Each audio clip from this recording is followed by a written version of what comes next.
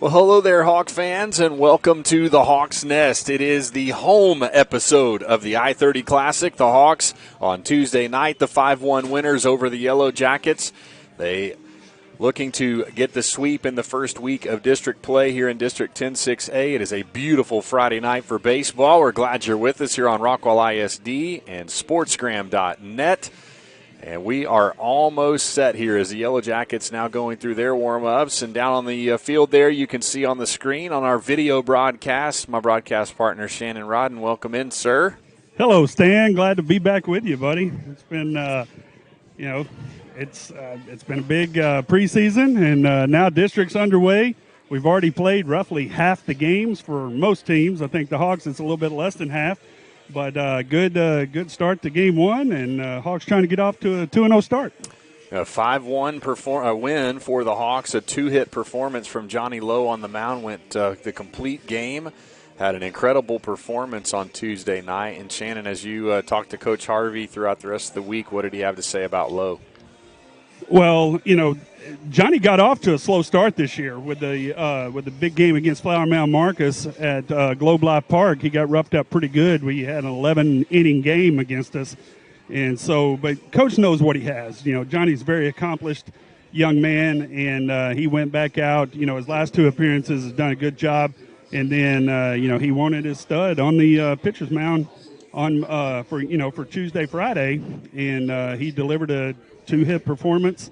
And got off to a little bit slow start, had some walks, but overall took care of business and led the Hawks to a big 5-1 win. 7 innings, 2 hits, 1 run, 4 walks, 5 strikeouts for Lowe. He threw 102 pitches, faced 26 batters in the 5-1 win. And a big game for several Hawks as Croca goes 1 for 2 with 2 RBIs and a walk. Caleb Hoover goes 1 for 2 with 2 RBIs, a walk, and a strikeout. And Josh Hoover batted 1,000 at the plate, had a couple of walks, did get picked off twice on the base paths, but the Hawks put up 5 in the top of the 5th to beat the Yellow Jackets, and I believe that's the 3rd straight year. Is that right, Shannon? I'm not sure exactly. Like I say, it's the Hawks are good to go. They're happy to be 1-0 right now. Looking to go 2-0 tonight, but it was just a solid game. We went into the 5th inning. Hawks down 1-0. There was almost a home run hit by Randall early in the game that could have changed a lot of things. So, look, Rockwall came out and, Rose threw a great game, came out. It was just a good overall game all around by both teams, which we always see here in the I-30 Classic. That's what we expect as Mac Rose goes 4 2/3, gives up 4 hits, 5 runs, all of them earned, 4 walks, 4 strikeouts. Coming in to clean up Cunningham and Giese coming in for 2 1/3. They gave up combined 2 hits, 3 walks, and struck out 1 as the Yellow Jackets fall to 0-1 and 8-10-1 on the season. And as we look to tonight's episode of the I-30 Classic, Shannon, it looks like that Baylor Bauman's going to come on strong. He's had a really great start to this 2021 season. And Bauman goes to the mound tonight against the Yellow Jackets. Yeah, originally I thought Hoover was going tonight. So, through those, we always talk about the 3 seasons with Coach Harvey. You got the preseason games where you play 18 games in 3 weeks. You rotate a lot of players. You get a lot of players in. And you kind of get to see what you got, and some players step up. Well, Baylor Bauman went out and threw 5 2/3 against Prosper. And won a 2-1 game, and then came back against Flower Mound and threw 6 full innings. And whenever you do things like that, I think he's less than .5 ERA in 3 games against those opponents. That earns you a start. And Coach Harvey not afraid to throw him in to the pressure right here. Plus, I think we're hoping to talk to Coach Harvey. This is a new routine, so. Coach Harvey's a creature of habit, so to speak. But, this is just a situation, most of the time whenever we get here, he's got his Tuesday guy and Friday guy. This season, with the injuries to Jack Sartees and Cade Sharp, he's having to go, they're still very deep, as we've seen. You got 3 pitchers under 1 ERA. But I think in this situation, and hopefully he'll tell us this, that, by leaving Hoover in the field, you're strengthening your defense and your batting order. So, Baylor Bauman earning the big start, and it's well deserved. And now, it's going to ratchet it up a whole nother level. Bauman, have just an incredible start to the season, as you mentioned, Shannon. And as we look to tonight, the Hawks, a pretty straightforward lineup, something we've become used to over the last few weeks, as Five Ash will lead off. Jet Williams in the 2-hole, Bazell, Croca, Reich. Caston Mason is the DH. Caleb Hoover in the 7-hole, playing first base. Johnny Lowe out in right field, and Josh Hoover over at third rounds out the lineup. Five Ash, Williams, Bazell, Croca, Reich, Mason, Hoover, Lowe, and Josh Hoover down the lineup 1 through 9 for Coach Harvey. And this lineup has really settled in, and we've watched them be kind of Jekyll and Hyde. They can get out and score fast, or they come out a little flat. And what have you noticed the difference between those two things, Shannon? Well, a lot of times it's who you're facing on the other side.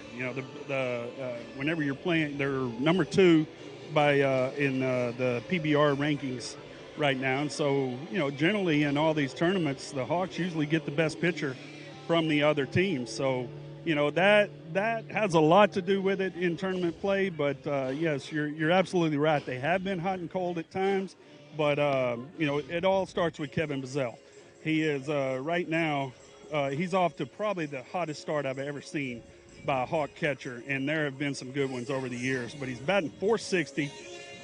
He has thrown out 8 of 11 base runners that have tried to steal on him and 4 back picks in the preseason. So it has just been phenomenal to watch. Plus, had the big home run at Globe Life Park that you and I were able to be part of. And, this kid, he's a senior. He's the unequivocal leader of the team, and everything goes through him. You also got Caston Mason. He's batting .372. Remember at one point he was 9 for 11 in one of the stretches over at Flower Mound. And then you got Jet Williams batting .314 with 2 home runs, highlighted by the big 2-run 7th inning. They were tied 2-2 with Denton Geyer hit the 2-run homer so in the top of the inning, so went on to win 4-2.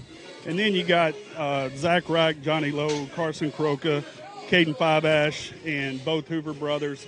You got Gage Barkley. Just got a lot of, this team, we're only talking about going 12 or 13 deep in the batting order. But overall, from 1 to 9, and the lineup that you can put out, I can't remember too many, I don't want to start comparing to the history of the Hawk baseball, but this team can hit. They definitely can, and we've seen them hang some big numbers. Of course, up in Frisco a little over a week ago, the Hawks put up 11 in an inning and ended up running away from Waco Midway in that one. And just a great game all the way around for the Hawks in that Tournament of Champions up in Frisco.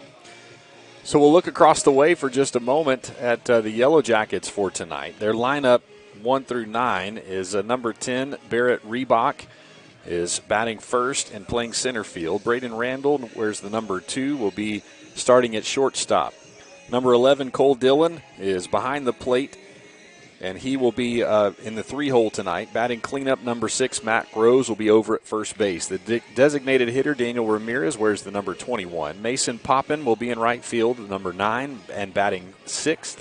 Andrew Tellia will be playing third base, wears the number 1. Lake Bennett, the backup quarterback for the Yellow Jackets, is in left field, wears the number 5. Tate Sloan is at second base and batting ninth, and on the mound tonight, Daniel Cunningham comes in pitching 16 innings so far in this young season. He's played 6 games. He started 3 of those. He's 1-2 on the season. He's given up 13 hits, 13 runs, 8 of them earned, 7 walks and 10 strikeouts for Cunningham. He's got a .350 ERA coming into tonight, and he'll be on the hill for Coach Barry Rose and the Yellow Jackets. And we saw Cunningham 2 1/3 on Tuesday night, and he really was the one that had to come in and play cleanup after that big 5-run top of the 5th. Yeah, the Jackets were a little bit shell-shocked after the 5 runs, but yeah, he came in and closed out the rest of the game. Again, obviously, Coach Rose sees that, throwing 2 1/3, that he's got plenty left in the tank and wants to start him tonight. So, be interesting to see. We know this is always a big rivalry. We know the Jackets are going to come out. They're going to give it everything they got, and you can see by the crowd. Did you hear what happened with the crowd today? I did not. Well, it's supposed to be 50% capacity. And so all the parents bought up all the tickets. They were in. So this morning, they traditionally go and sell at 8 o'clock and go real fast. Well, there were no tickets for sale. So apparently we have a softball game and a soccer game going on tonight. So everybody went on and bought up those tickets. So we expect to have an overflow crowd tonight.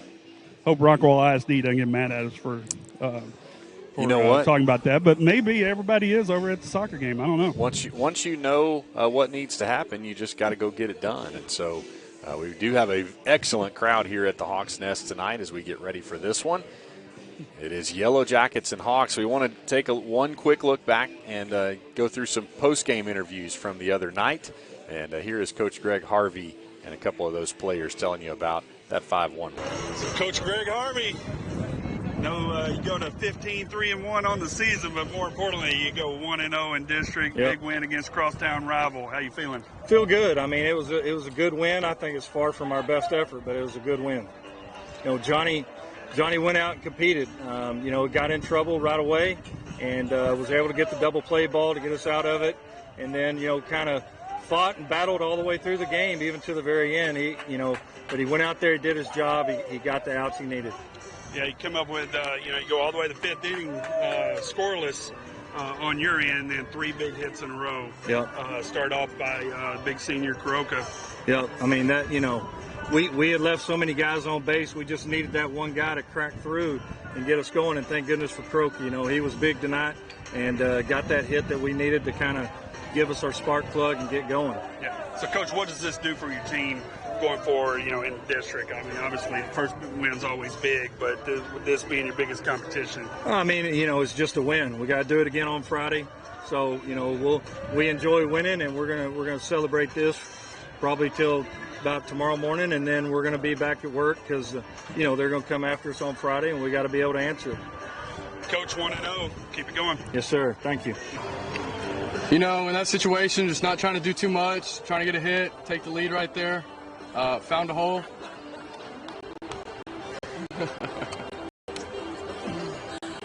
But yeah. Talk about what this win means. Obviously, it's one game in district, but 1-0, a big win against your rival, and really start the tone here to 6A. Yeah, it's great to start 1-0. 1-0 every day. Be 2-0 each week. Coming out here against a good team. Mostly biggest competition in district, just trying to get another one Friday. What's the big key to success here on Friday against Rockwall once again? Once again, not doing too much, getting in there, getting our job done, not leaving runners on base. We left a lot of guys on base tonight, driving in runs, big 2-out hits. I need a big night on the mound there. Talk about what went right for you out there. I just went out there and battled. That's all I could really do. I didn't have my best stuff in the first couple innings. Got it going, got feeling good, got my tempo going, and things went well. Things went good. So, were there any nerves, like, summer ball, you play a lot of different games, little crowds. Is there anything to this high school deal? Did you feel something different today? I mean, definitely had adrenaline coming into it, but I just try to block everybody out. Try to not hear them. They're all talking, so I just try to not hear them. Keep it going. You had mentioned, early on, had traditionally not what you want to do. But you had some great defense behind you. Yes, sir. Made some pitches, late in count, deep in count, and then got out of it. Yeah, made it good. Big double plays. Yes, sir. And lastly, how big is this for you guys going forward here? 1-0 in district and keep moving forward. I think it's a big game for us to win because we beat them. We beat going pretty good for district play, and then we should be number 1 district, better playoffs, easier playoff route.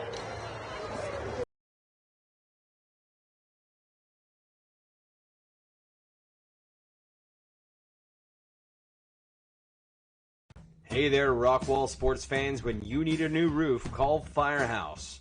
Firehouse Roofing specializes in residential roofing and all applications. We're also specialists in commercial roofing. Firehouse Roofing is your source for repairs, replacements, inspections, and more. We are proudly fireman owned and operated. Firehouse Roofing. Find us online at firehouseroofing.com.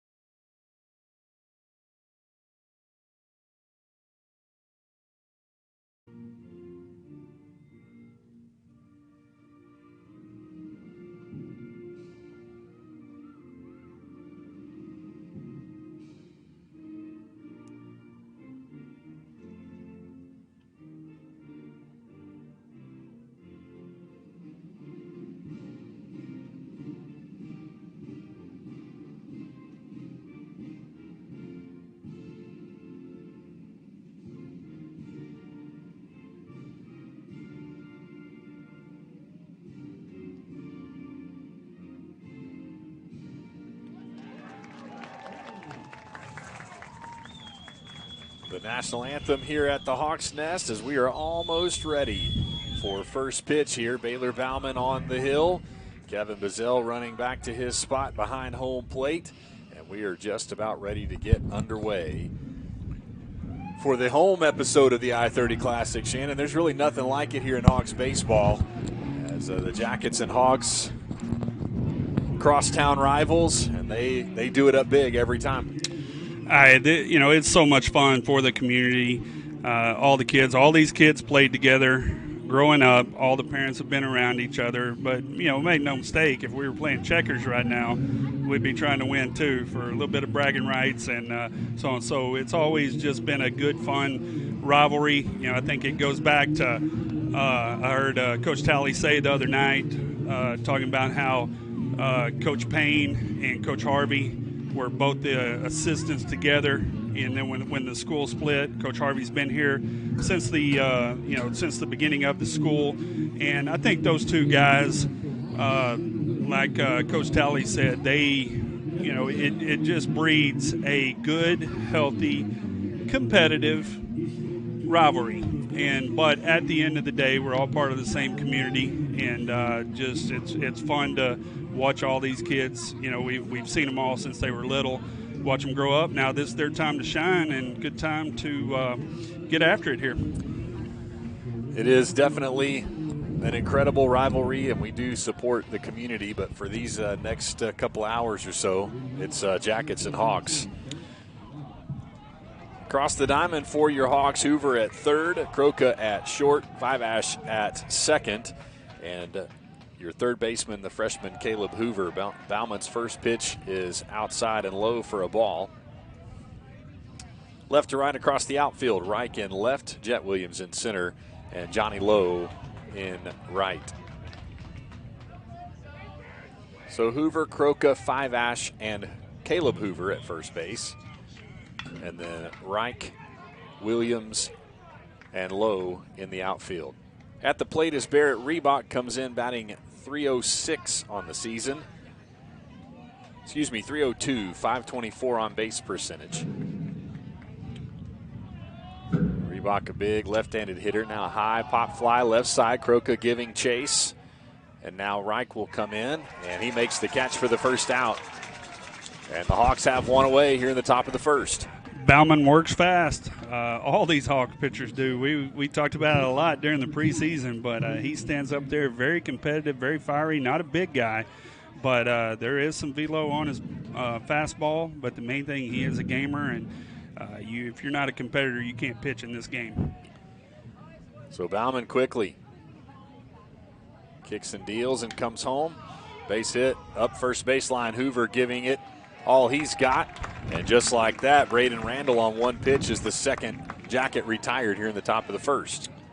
Yeah, Mr. Hoover not looking like a freshman there. Good job. That was a tough chopper. Cut it on the short hop and 2 away. Notice we got some stands out there in the left field porch. I just noticed that. We got a little home run porch out in left field between the indoor facility and the Hawks Nest here. Yeah, got bleachers out there. Cole Dillon, the catcher, up to bat as Bauman deals his first pitch across for a strike. 0-1 the count, 2 outs here in the top of the first. And a big swing from Dillon, left center field. Williams coming over, comes underneath it, and makes the catch. 7 pitches for Baylor Bauman in the first inning. He retires the first 3. And just like that, we're going to the bottom of the first. This is Heath Hawks Baseball on RockwallISD.com, powered by SportsGram.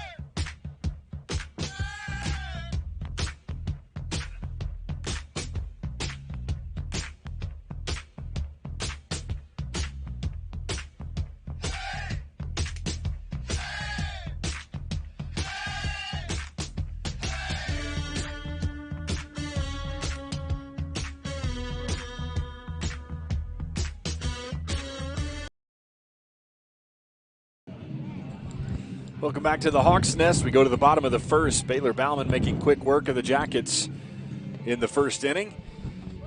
And The Hawks will come to bat. Five Ash, Williams, and Bazell to lead it off. Across the infield for the Yellow Jackets, Cunningham on the mound, Dillon behind the plate. First base, Mac Rose. Over at second is Tate Sloan. Andrew Tellia at third, and shortstop is Braden Randall. Left to right across the outfield, Lake Bennett in left, Barrett Reebok in center, and Mason Poppin is out in right field. Five Ash, the left-handed hitter, wears the number 16. We'll set up here for Daniel Cunningham. First pitch is low and inside for a ball. Five Ash only batting .217 on the season, but he has drawn 12 walks, and he is super fast if he can get on. Big swing and a miss from Five Ash, and that evens the count at a ball and a strike. Started out the season batting in the ninth hole as that so-called second leadoff, but he has moved up and done well. Outside corner from Cunningham is across for a strike. A ball and 2 strikes now against Five Ash. Shannon Rod and Stan Britton here with Heath Hawks baseball as Five Ash fouls that one back to the screen. I know Coach Talley the other night was counting the people out on the hill in right field in Rockwall, and I think we're kind of getting about the same number out here. Looks like I think we're up to about 40 out there on the left field porch. Cunningham comes home, and that one is low and away for a ball. Billy Quinton listening in, telling us to have a good call. Billy, appreciate you. Billy coming in the clutch about 20 minutes before game time. Emailed me his stash of stats. Thank you, sir. High pop fly, shallow infield as Dillon will come out. He'll make the catch just in front of home plate, and Five Ash is retired. Cunningham picking up right where he left off in those last part of Tuesday game. So Jet Williams, center fielder, Texas A&M commit, who is having an incredible season.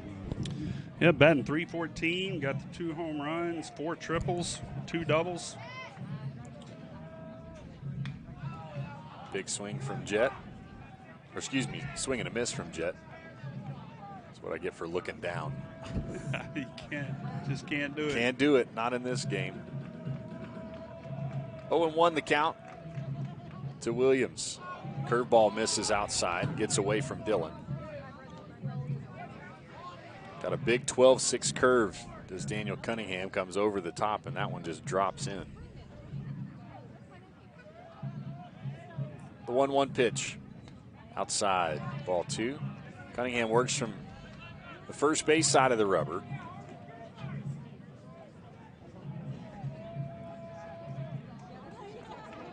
Kicks and deals, and that one misses low. 3 balls and a strike to Jet. Don't think the Hawks can afford to go into the 5th inning scoreless in this one today. I just got a feeling that there's going to need to be scoring on both sides here. Have to be aggressive. 3-1 pitch is hit high right side. Poppin coming over, settles underneath it and makes the catch. 2 away here in the bottom of the first. Cunningham doing a good job moving his pitches around. And Hawks so far, first 2 batters, unable to get very good contact on it. But this young man right here, it's coming up. He can get a lot of contact from a lot of different spots. Bazell has been a mainstay in this Hawks lineup for the last several years. He's committed to play baseball across town at Dallas Baptist. He fouls the first pitch back. He saw the pitch he wanted right there. Knows he missed one. So the 0-1 pitch. That one misses high. A ball and a strike. 2 outs, nobody on. Bottom of the first, no score.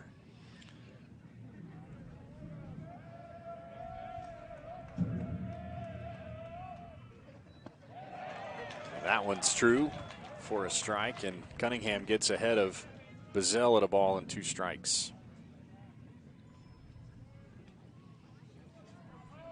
Comes home. That one's hit up the third baseline. Fielded across, and that is caught. No. Mac Rose unable to dig it out on the throw from Andrew Tellia. And Bazell is safe at first. I tell you, fielded the chopper cleanly and fired across. He made a couple of great plays at third on Tuesday night. That's very uncharacteristic of him. But that's going to bring on Mr. Ryan Butler. He has been the go-to guy first off the bench on the courtesy runners for the catcher. Butler, very speedy. Shortstop Croca will come to bat. Croca, huge hit, getting the Hawks going the other night. 231 on the season, and that first pitch from Cunningham is across for a strike. 231, but he has delivered 2 huge hits in key spots for the Hawks so far this season. I'll get to him in a minute. Big lead for Butler at first, and he goes. Throw is down, and not in time, and Butler will grab a stolen base here in the first inning.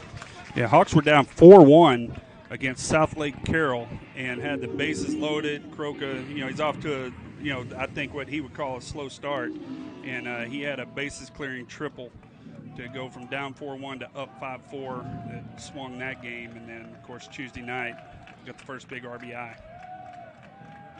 Cunningham checks the runner at second. It comes home inside. Thought he had the inside corner and missed it. 2 balls and a strike. He has started since the first day he got here as a freshman. Another one of those mainstays in the Greg Harvey lineup. 2-1 pitch from Cunningham. Croca holding off, and that one is over for a strike. That old porch has the sun right in their eyes for about the next 15 minutes. It's worth it. Absolutely. Butler, another healthy lead from second. Cunningham comes home. That one is low to Croca, and it runs the count full. Yeah, the Hawks got backpicked a couple of times Tuesday night from being a little too aggressive there on second base. And I happened to be standing beside Coach Harvey when he had the conversation with the young man who that had happened to. And he, always coaching, always being positive. He wasn't so positive that time, but young man knew what he did. Cunningham's pitch comes home, drop, third strike, and Croca will run down to first. But the throw down is in time, and the side is retired. So no runs on no hits, 1 man left. We're going to the second. This is Heath Hawks Baseball on RockwallISD.com, powered by the SportsGram Network. Hi, I'm Jacob Sparks. And I'm Brandy Llewellyn. And we're the owners here at Signmark. You can visit us downtown on the square or at signmark.com. Visit us for all your signage needs. If you mention this advertisement, you'll receive 10% off your entire order. The universe doesn't answer questions. It simply gives you signs. We're proud supporters of Rockwall ISD. Win the day.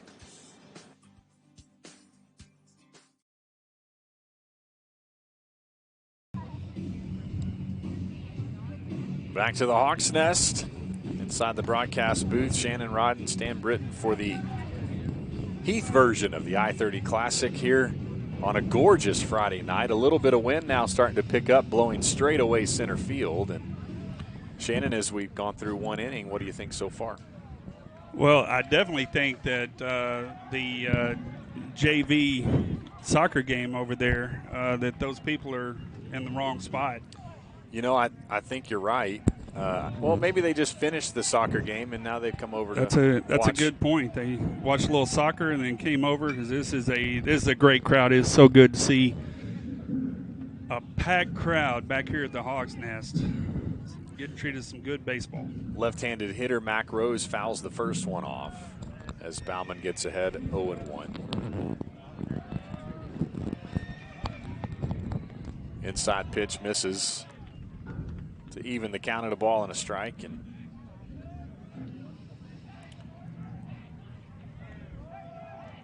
Rose is a solid hitter from the left side of the plate. He hits a ground ball first base side. Hoover kind of fumbles it a little bit, able to pick it up in time to Bauman covering. I'm going to get used to saying Bauman instead of Bowman. It is Bauman. Bauman covering first base, and Rose is retired.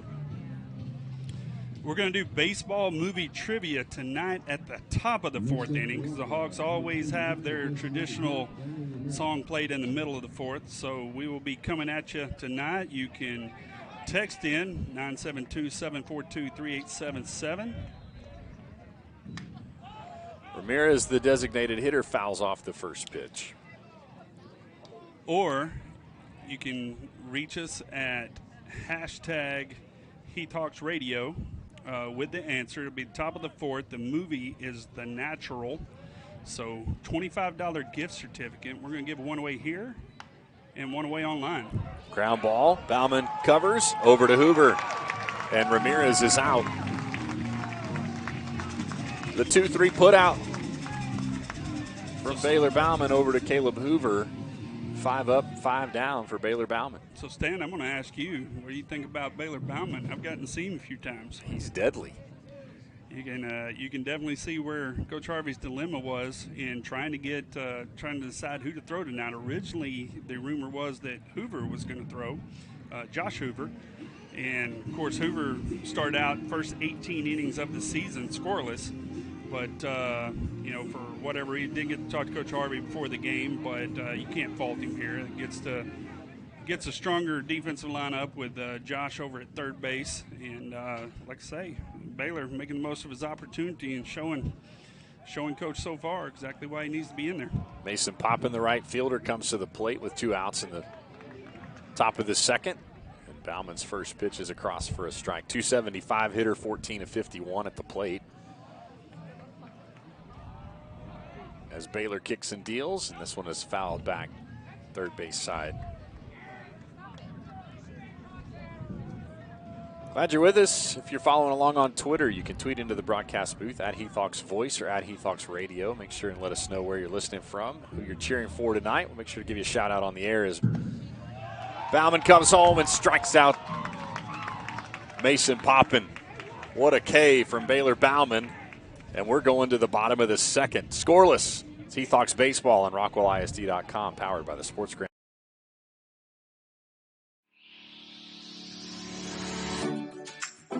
Hi, I'm Tim Mosley, owner-operator of Chick-fil-A at Ridge Road in North Rockwall, FSU in Rockwall, Texas. This is my wife, Melissa.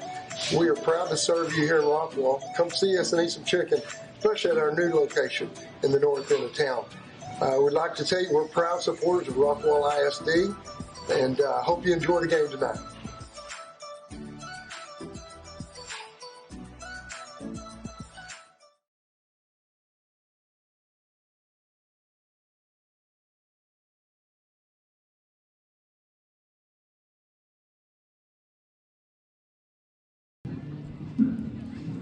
Back at the Hawks Nest, Caston Mason will lead off the bottom of the second. It will be Mason, Hoover, and Reich, Mason, and Hoover. It will be 5, 6, 7 for Coach Harvey here in the bottom of the second. Zach Reich with 13 RBIs, batting .287 so far this season. And those guys over there in left field don't need to go too far because this young man's got a lot of power in this body. Put one out there. Cunningham looks home and brings it home in the dirt for a ball.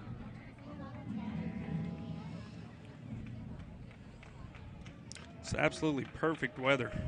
Could not ask for a better night. A little bit of breeze blowing straight out center field, and Wright goes down the third baseline. C&I ground ball is going to get through, and Reich is going to try to get to second, and he does safely.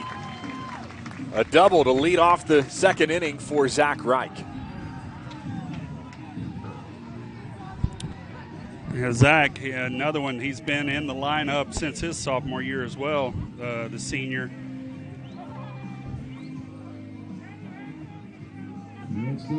So Caston Mason will come to the plate with a man aboard. Zach Reich, that C&I ground ball that just trailed along the third baseline. Big lefty batting .372 for the Hawks. He's been nursing a little hamstring injury, but I think most of it's been precautionary. But I did talk to his mom before the game, said it is still bothering him, but said hit a home run and you can cruise around the bases. Pitch comes home, big swing from Caston. He was wanting that one to go to the seats. So I'll say, you don't have to worry about your hamstring. Yeah, he might have put that one in the Tom Thumb parking lot. Yeah. Big lefty. Brother, the tight end for the quarterfinal Hawks football team. Played a huge part. Mr. Third Down. The 0-1 pitch. Beautiful curveball outside corner for a strike. And yeah, Cunningham's ahead 0-2. Yeah, we got to talk to Caston. Got to interview him after one of the games. I asked him about the sibling rivalry, and he didn't pull any punches. He said that little brother's doing good, but he's still number 2 in the family. Big swing straightaway center field. Will it get down? Yes, it will. A base hit for Caston Mason, and it'll advance Reich over to third. You got runners in the corners and nobody out. Another example of just the pure strength that Caston has is that ball got in on him, and he's able to muscle it out there into center field. And the Hawks are cooking here with runners at their corner and nobody out here in the second. Right at the base of the Heath Hawks H out in center field, and that one was perfectly placed. Coach Rose wants to come out and talk to his team. He's got having the powwow on the pitcher's mound already. So Rose will come out to talk to Cunningham. And so far, the first 6 hitters for the Hawks have been extremely effective. Yeah, I think Coach Rose wants to go out and talk to his troops. He knows how important it is not to get behind in this game. It was very competitive the other night. They had a couple of chances to go up more than 1-0, but whenever all of a sudden everything flipped so fast, and it was one thing to go down to 3-1, and then the ball, Caleb Hoover's ball, got up in the wind and added 2 more runs. There was such a difference between that 5 and 3 to 1. But I think right now he's telling everybody, look, just settle down. Probably going to give up this 1 run. Not much you can do about it, but it is important that they try to keep this to a minimum. Left-handed freshman Caleb Hoover. That one is across and low and inside for a ball. Caleb, first baseman, has pitched a little bit here in the early goings of this season. Is rather talented as a quarterback. As Cunningham comes home, and that one fastball evens the count at a ball and a strike. Caleb batting .200 so far this season. It does have 7 RBIs. The Hawks have gotten in great shape for Caleb, and he's been able to place his hits very efficiently. Yeah, from what I understand, the Hawks game changer showed a hit on that big 2 RBI double, and the Yellow Jackets showed an error. As Cunningham kicks and deals. Left side, it gets through, and that'll score the run, an RBI for Caleb Hoover. And another man aboard with nobody out here in the bottom of the second, and the Hawks take a 1-0 lead. Great job. It was actually a good pitch by Cunningham, keeping it outside and low. Caleb just taking it the other way, getting it just past the shortstop. Hawks are cooking early here. So Johnny Lowe, the right fielder, comes to the plate with 2 aboard and nobody out. Runners at first and second. Complete game 2-hitter on Tuesday night. Right back into the lineup tonight in the field. Cunningham checks the runner at second and comes home. Big swing from Lowe, excuse me. Yeah, Coach Harvey, he's always had, or he traditionally has a lot of POs, pitchers only. This year having to use his fielders. Having to be a little more creative with the lineup, and it's working out so far. So the 0-1 pitch. Curveball misses inside.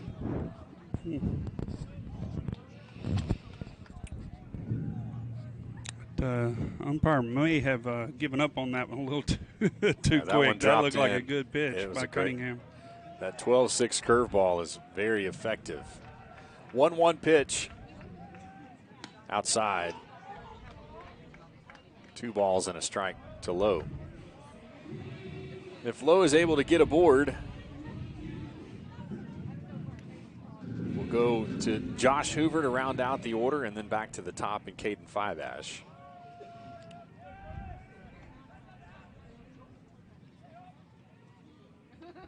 That one's home, and giving chase is Mac Rose, and that one will get out of play down the right field line. And the count is even at 2 balls and 2 strikes. We're going to be giving away a Rockwall Sports Center $25 gift certificate and also a Goat Gloves contest gift certificate. We're going to give one of them to to someone here at the stadium tonight and someone online.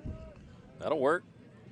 Make sure and tweet into the broadcast booth at Heath Hawks Voice or at Heath Hawks Radio as the pitch comes home, and Lowe fouls that one back to the screen. Top of the 4th inning.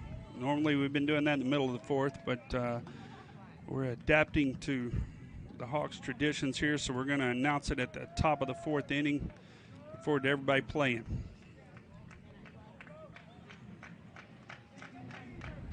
So the 2-2 pitch with 2 on and nobody out in the bottom of the 2nd. Hawks have already scored a run on Caleb Hoover's RBI single.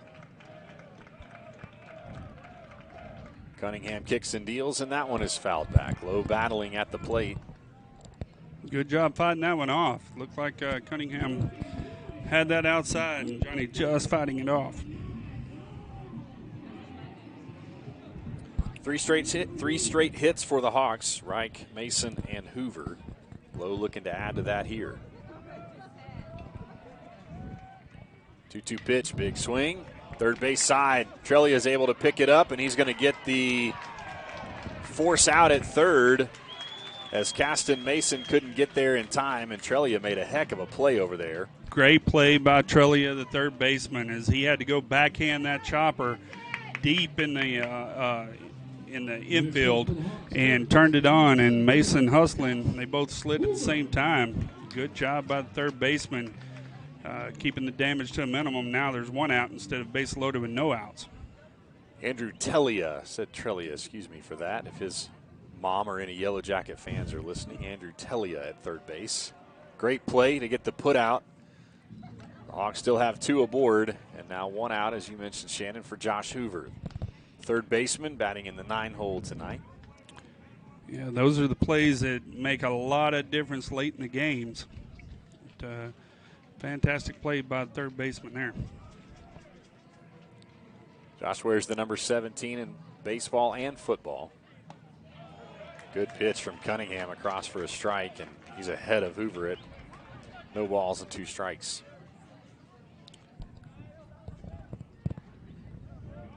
Yeah, as we talked about, we thought Hoover was going to be on the mound tonight. Cunningham checks the runner at second and comes home. Outside corner. And he got Josh. 3 straight strikes.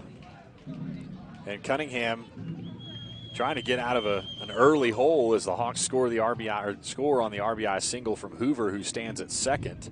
And back to the top of the order in Caden Five-Ash. Yeah, this is what you talked about earlier, and it has been an epidemic for the Hawks.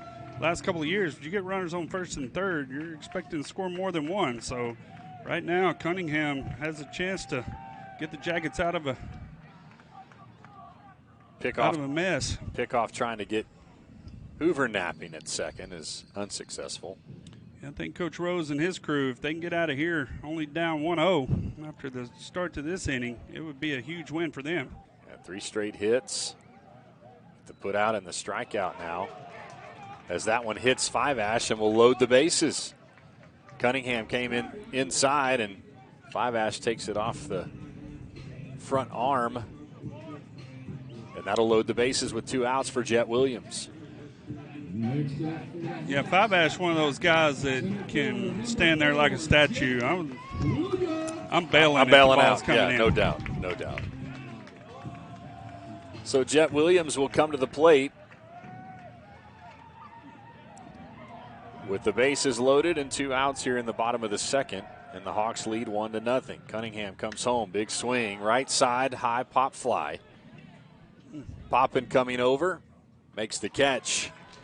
So the Hawks put 1 up, 3 hits, 1 run, and 3 left We're going to the top of the third. This is Heath Hawks Baseball on RockwallISD.com, powered by the SportsGram Network. Shout out to Rockwall ISD football fans. I am Barbara Jackson of Toyota of Rockwall. I wanted to personally thank you for joining us today to support our teams. You are listening to SportsGram Network. We hope that you enjoy the game.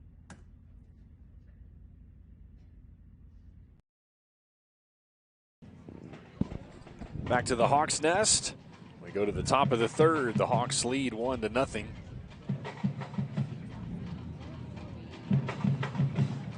And the Heath drum line at the game tonight, giving us a little showcase here. You can hear on the crowd mic. Coach Harvey's not going to be happy with that. He is he's a creature of routine. This may be driving him crazy. Hey, we'll take it. It's a really good atmosphere here tonight. I think they were playing at the JV soccer game, weren't they? I think so. That's where you're hearing it. It's coming over from the stadium behind us, the JV soccer game.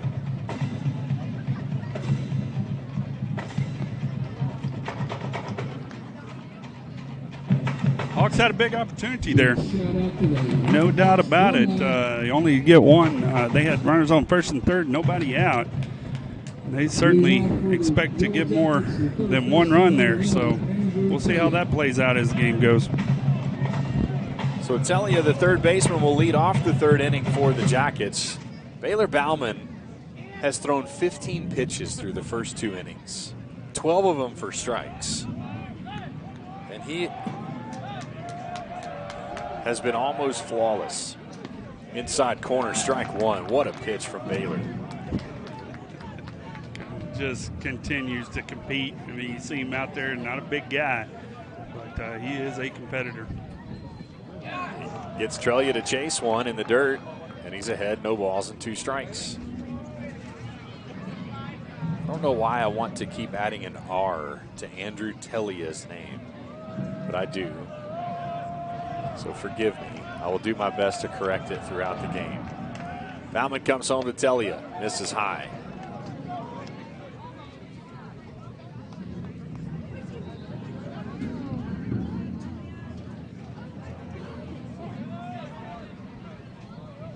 One-two pitch. Got him. Throw down to first on the drop third strike, and Telia is retired. Like I say, working fast and getting the job done. Filling up the, no one even close to walking so far. He's thrown 18 pitches, 14 of them for strikes so far. As Lake Bennett, the left fielder, will come to the plate.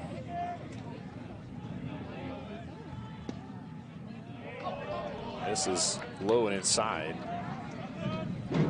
Lake is 2 for 18 on the season. It's a 111 average. He's a 360 on base. Big swing and a miss to even the count of the ball and a strike.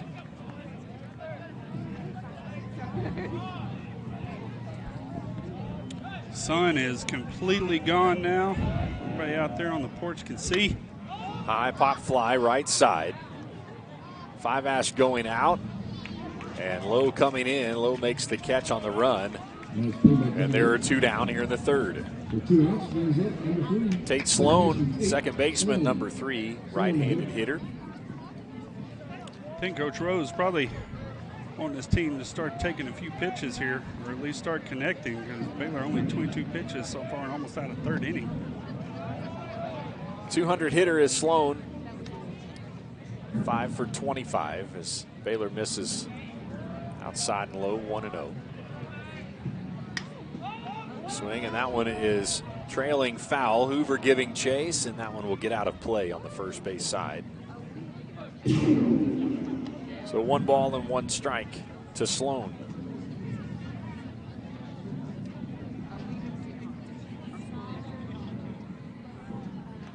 If Sloan is able to get aboard, we'll go back to the top of the order in Barrett Reebok.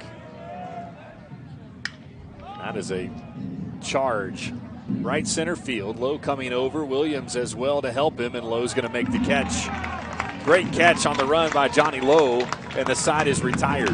No runs, no hits, nobody left going to the bottom of the third. This is Heath Hawks Baseball. RockwallISD.com, powered by SportsGram.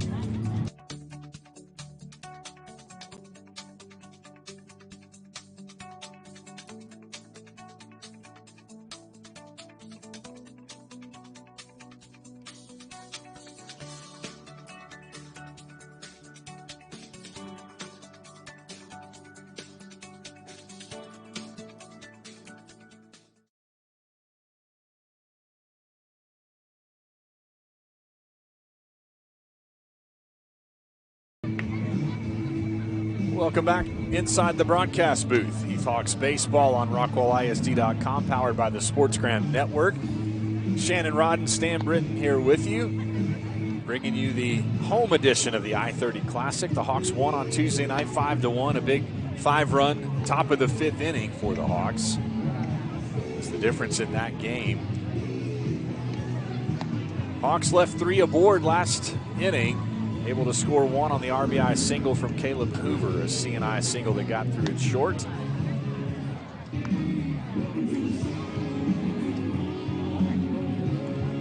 Yeah, so far this game cruising along. Baylor Bauman only 25 pitches through 3 innings. But say the Hawks only scoring 1 run on that the big opportunity there in the 2nd inning.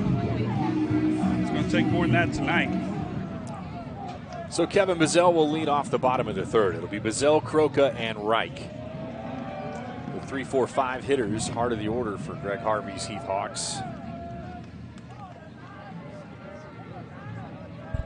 As Cunningham misses for a ball outside, thought he had the corner. No such luck. 2 balls and no strikes to Kevin Bazell.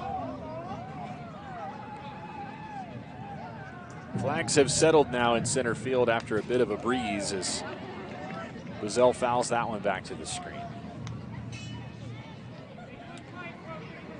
Kevin been a mainstay in the lineup since his sophomore year, and he has grown quite a bit since then. Big right-handed hitter as that one misses high, and Cunningham is behind Kevin Bazell, 3 balls and 1 strike. The official stats say that he has thrown out 8 of 11 runners. I think it is more than that. Big swing left side through. Good hit for Kevin Bazell to lead off the 3rd inning, and he stands safely at first after a rope line drive out to left field. 1 hop to Lake Bennett out there. Ryan Butler will come on to run for the catcher again.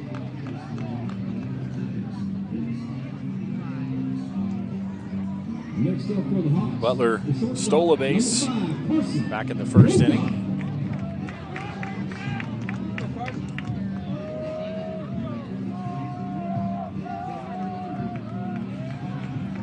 So Croca, the shortstop, will come to bat. Carson 0 for 1, struck out in his first plate appearance. Cunningham checks the runner at first. Now kicks and deals. Fastball for a strike. Robert Kirsch listening in, watching Baylor Bauman pitch. He's seen quite a few. He's one of our old golfing buddies, and also good friends with Baylor's dad, Harry. Thanks for listening in here on the SportsGram Network. Cunningham calls time. Actually, Dillon calling that time, getting signs from the dugout. Now he comes back set. Croca gets set in the batter's box. Pitch out from Cunningham, trying to catch Kevin Bazell down there. Baseball movie trivia coming up at the end of this inning. The movie is The Natural tonight. So we'll have that question. Be able to text in 972-742-3877. The 1-1 pitch from Cunningham. Big swing from Croca, and that one's going to get out of play. Straight back. And Cunningham's ahead of the ball on 2 strikes. Like we talked about during pregame, Hawks ERA combined through 19 games is less than 1 and 1.5. So it is unbelievable. We talked about doesn't take a whole lot sometimes. 1-2 pitch, line drive up the middle, is over to second for 1 and in time for 2. 4-6-3 double play to clear the bases and to get Daniel Cunningham out of a jam on his 51st pitch of the night.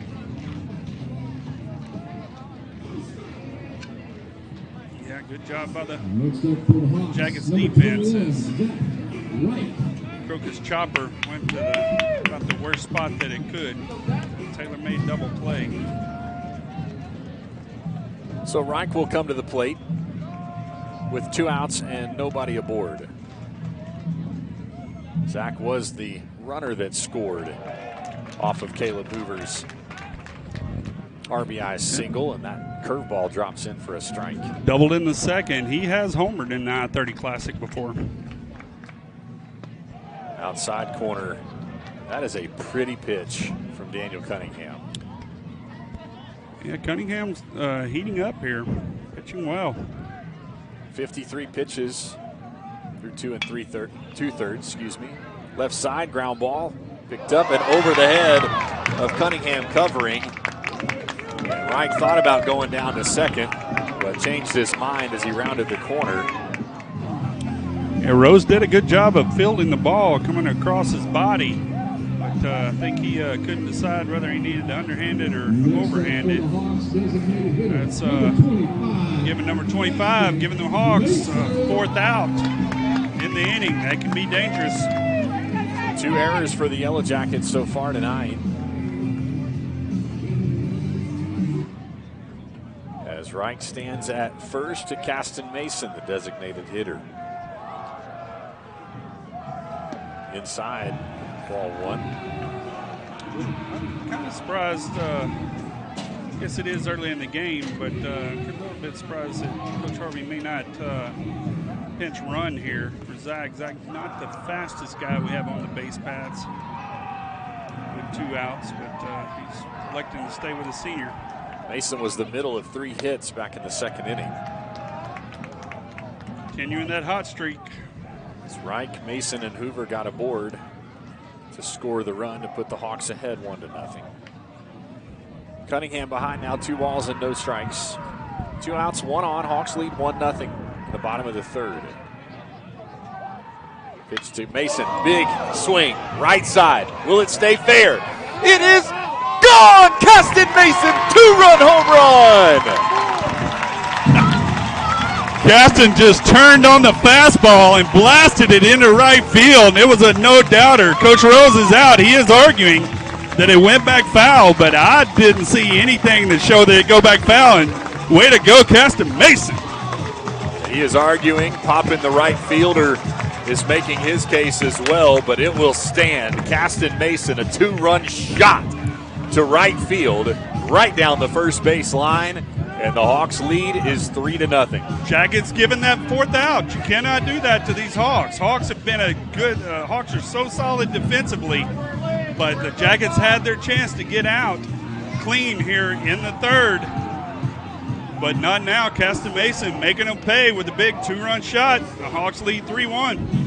Next up for the Hawks, first baseman number 7. So Caleb Hoover will come to the plate. And the Hawks with 2 outs put a big 2-run home run on the board off the bat of Caston Mason. Hoover swings and fouls it back. Left side. Hawks making them pay. Got a little help here in the booth tonight. My youngest son, Luke, hanging out, spotting for us. As Hoover thought about a swing, and he's going to take that one off the arm and get the base. I think they're going to say that he didn't check his swing there. He made the motion. Coach Harvey wants to discuss. Coach Rose was very upset about that home run. When it took off, I thought it was a no-doubter. The right fielder definitely didn't give chase because he was looking back early. So Hoover in an 0-2 hole here as they don't give him the check swing as that one comes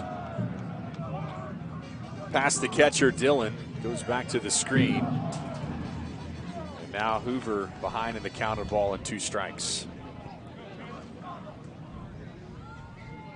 Curveball outside corner as Dillon tried to frame it, but it missed by just a hair. And they'll leave in the count of 2 balls and 2 strikes. Billy Quinton listening in, he said he's going to answer the natural trivia question even before the question. He said the answer is Kim Basinger. It is not the right answer, Billy.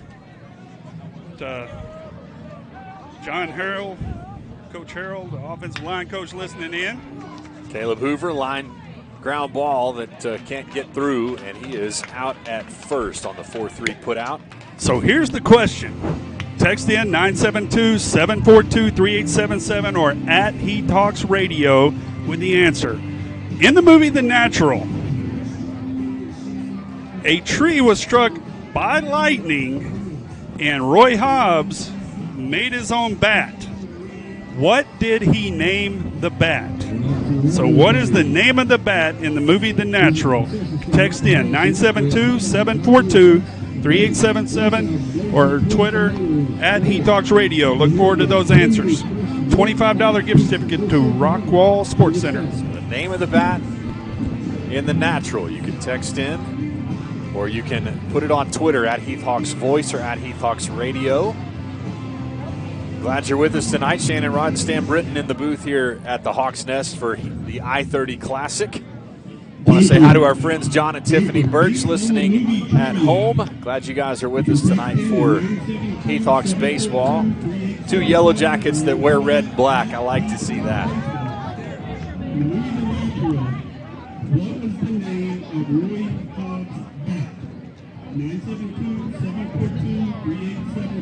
So for the Hawks, or for the Yellow Jackets, excuse me, here in the top of the 4th inning.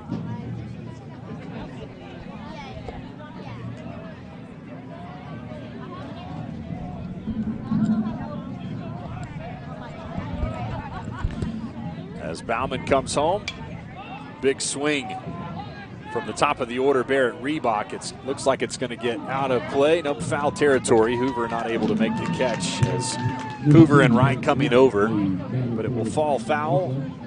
And Reebok will be behind in the count at no balls and 2 strikes. Boy, all kinds of responses coming in on the trivia question. We'll tell you here in the next inning who the winner is.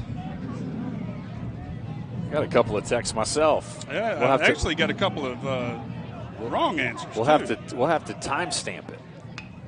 Reebok puts down the bunt, third baseline, as Bazell sliding, trying to make the catch, and Reebok will be aboard, and it's the first hit for the Jackets in the top of the 4th inning. Good job laying down the bunt by Reebok there, trying to get something going here for the Jackets. So the shortstop, Braden Randall, will come to the plate with the first base runner of the night for the Jackets aboard safely at first. And that breaks up the perfect game no-hitter for Baylor Bauman. Yeah, just into the 4th inning. I like to talk about those things. He jinxed him. I didn't say anything about it until after the hit was scored. That is true. So a lot of answers coming in. We're going to do for the people here at the stadium. We've got a gift certificate to either Goat Gloves raffle, which we'll tell you more about here in a little while, or Rockwall Sports Center. Got a lot of answers coming in from both sides. Pitch comes home and is in the dirt. 2 balls and no strikes to Braden Randall. Heard from, wow, that's a long list. John Harrell, Mandy Lowe, Scott Ortiz, Ben Wardlow. Got them, everybody playing along. Billy, tonight. Heath Science, Pep Barkley, John Birch, Chad Mitchell. A lot of. We're going to have to timestamp it. Yeah, we're going to have to sort this one out. We'll get our scientific calculators out here in a little bit and figure it out. And we got to figure out who's here and who's what. online. That's right. 2-1 pitch from Bauman. Big swing, left side, gloved by Caleb Hoover. He's going to throw down for the lead man, and it'll get him out at second base. What a play by Caleb Hoover. Backhanded glove, and throws it down to Croca for the putout at second base. It's another great play by the freshman. Not looking like a freshman, but that's been the story so far this year. This Heath defense is just every time team gets something going, coming up with a big play like that. Had 2 big double plays to end innings on Tuesday night. And so far, that's a big difference right there, because you could have easily had runners on second and third with nobody out. Instead, 1 out with the runner on first. Cole Dillon, the catcher, comes to the plate with 1 out and 1 aboard, as Randall safe at first. Outside corner for a strike.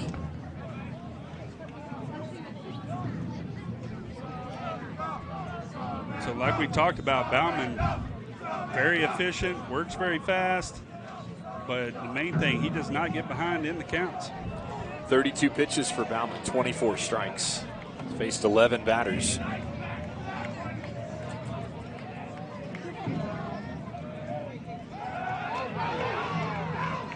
Very close pickoff play over at first as Randall able to get back safely, and the field umpire thought about ringing him up. He did. That fist was there, and then he called him safe. You see Baylor there. He went off. He gets animated. He wanted it. Of course, a double play here would keep Baylor at the minimum. Yeah, you can't say enough either about man behind the plate, Kevin Bazell. He has done so much for this defense, and he has bailed out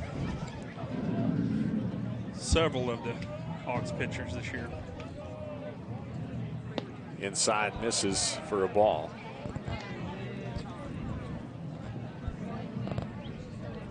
So Cole Dillon's been standing there a minute, and that just is the second pitch that he has faced. A ball and a strike after the pickoff attempts over at first to try to get Braden Randall. So 1 ball, 1 strike, 1 out, 1 man on here in the top of the 4th. Hawks leading 3-0 after the 2-run bomb in the bottom of the 3rd from Caston Mason down the right field line. Everybody knows what's at stake as well. You know, Hawks getting that game 1. If the Jackets can find a way to get this one, even up the district, make for a long season, possibly even a playoff at the end. He's going. Bazell throws down, and that one is going to get away from Five Ash into center field. Williams will clean it up, and Randall will go down to third safely. So the steal attempt from Braden Randall and the errant throw from Kevin Bazell will put Braden Randall at third base with 1 out here in the top of the 4th. Yeah, Kevin stumbled, couldn't get up, threw from his knees, and it was there in time, but the throw was off, and Five Ash unable to come up with it. Pitch to Cole Dillon. He hits this one squarely to left center field. It's down for a base hit, and Braden Randall will score as he's going to second base and got him. The throw in from Williams is in time to Caden Five Ash, and Cole Dillon is out at second base. Yeah, great hit by Cole Dillon, putting in the gap. Jet got there, throwing off balance, but trying to stretch it into 2. Jet Williams making a great play, but not before the RBI. So the RBI of Braden Randall from third, and it cuts into this lead. The Hawks lead now 3-1. 2 outs in the top of the 4th. Mac Rose, the batter, left-handed hitter. Rose pitching a great game on Tuesday night before the Hawks finally got to him in the 5th. Bauman trying to get that inside corner. Can't get it to go. A ball and a strike to Rose.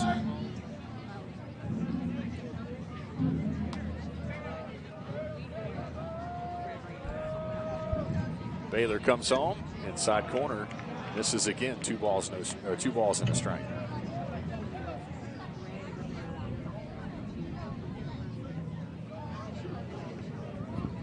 So the Jackets, either way, getting back into it here, making it a 3-1 Hawks lead.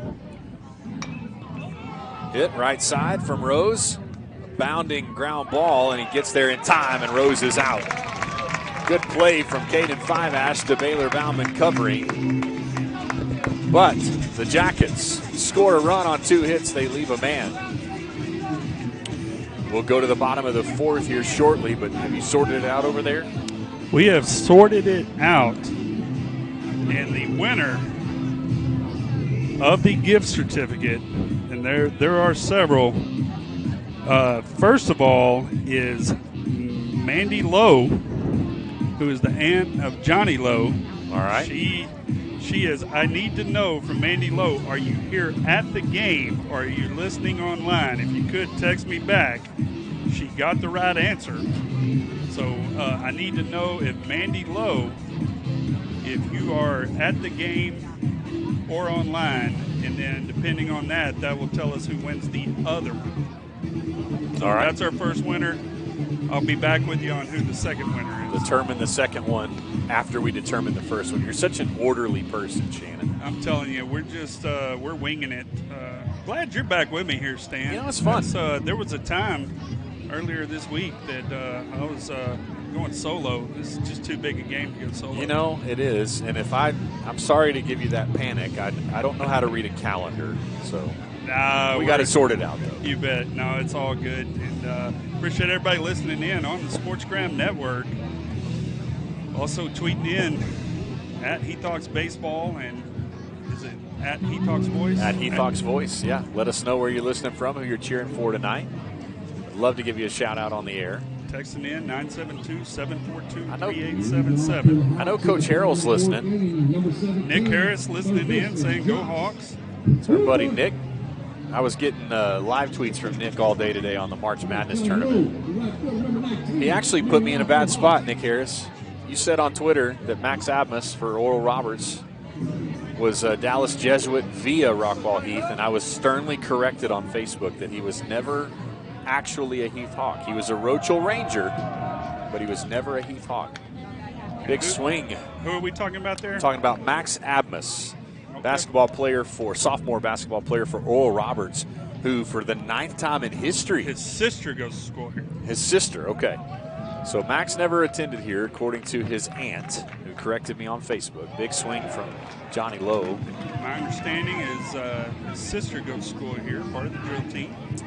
So Max Abmas doing something that's only been done 9 times in history. A 15 seed beats a 2 seed, and they beat Ohio State as Johnny Lowe hits a ground ball second base, and that is over to Rose in time, and Lowe is out. That Ohio State loss wrecked 96% of the perfect brackets on ESPN. On ESPN, on over 20,000, it's at almost 96%. I believe it, as not many people pick a 15 over a 2. No. But Oral Roberts playing an incredible game as Hoover fouls one back. 1 out, bottom of the 4th. Hawks lead 3-1. It is Lowe, Hoover, and Five Ash, the batting order for the Hawks here. Big swing from Josh, misses, and it's 0-2. Our old buddy Bubba Thurman listening in, just flying in from Lubbock. Baker Brothers Plumbing, one of the big sponsors. Appreciate them sponsoring our with W. Luggs Properties and Integrity Mortgage. Baker Brothers Plumbing, that was the reason we were able to bring you 17 of the 18 preseason games. We certainly appreciate everyone. Another big swing from Hoover. High pop fly, right side. Poppin coming underneath it, settles. And ball falls in his glove for the second out. And we go back to the top of the order and Caden Five Ash. So Jacket's doing a good job of scratching one. They're in the top of the 4th inning as the Hawks kind of getting the feeling that they're up 3-1. They've had some opportunities to have more. Those are the ones that you look back on it. Five Ash got aboard in his last plate appearance by the hit batsman. He's 0 for 1 on the night. And Cunningham's pitch misses inside and low for a ball. Big swing from Caden to even it at a ball and a strike. Appreciate Mr. Steve Glenn filling in for camera tonight as all of these SportsGram games requiring video now. Caden thought about a bunt but pulled it back. 2 balls and a strike. And we are grateful. Steve Glenn, of course, one of the owners of SportsGram, and now doing work behind the camera. We're grateful for that. Looking great over there. As Cunningham comes home, and that one is true. 2 balls and 2 strikes to Five Ash. So if Miss Lowe is at the game. Inside, Dylan thought he had the strikeout. Cunningham thought he had the strikeout, but it is not, and the count is full. If he is at the game, then Billy Clinton would be the winner. And rung him up on a low pitch, and Caden Five Ash is arguing a little bit and just got tossed. Caden Five Ash just got thrown out of this game, and I'm not sure that he wasn't animated at all, didn't say anything. But that one was definitely a low pitch, but the umpire thought Caden was... he said something that the umpire did not agree with. So Coach Harvey over to talk to him now. But not much you can do once a call is made like that. Obviously, Caden's saying something that he wish he had a do-over on. We will see what that does to the Hawks lineup. So Coach Harvey walking slowly back to the dugout. And we'll have a defensive change here for the Hawks. And it looks like Colin Lyles will come out of the dugout. See if Colin stops at second or if he goes all the way to right. All right, so Mandy Lowe is at the game. So she is the winner of the gift certificate. Mandy, if you will come up to the booth, we will give you your gift certificate. So online now, Billy, since you get to go into Rockwall Sports Center and get whatever you want pretty much for being the voice of the Jackets, the next winner is Coach Ben Wardlow, the Hawks golf coach. Coach Wardlow got a gift certificate for you for an entry into the Gold Glove Sweepstakes. Jared Hooks, Rockwall Sports Center. It is a fantastic drawing. He does all kinds of stuff for gloves, bats, all kinds of memorabilia. But you will have one entry. So appreciate you listening in. Appreciate everything that you do.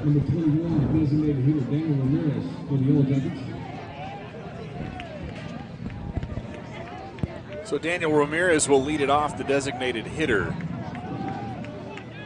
for Coach Barry Rose. So trying to see what we've done to the lineup here. Is that Colin Lyle at second base? Lyles is at second for Five Ash, who was ejected for arguing balls and strikes. Yep, so Five Ash will come in. I was kind of expecting Jet Williams maybe to come in. He normally completes that middle infield when Five Ash is pitching, but Colin Lyle, the sophomore, he has contributed quite a bit during the tournament season and played right field on Tuesday night. He is now the shortstop for the Hawks. 1-1 pitch, big swing, and that one is just over the outstretched arm of Carson Croca and is out into center field for Jet Williams. And the third hit of the night for the Jackets comes off the bat of Daniel Ramirez, and he is safe at first. So I was texted by Coy Cleveland that said that it is Lilies, not Lyles, at second base. So I'm not sure if Colin's mom or Coy Cleveland are correct, but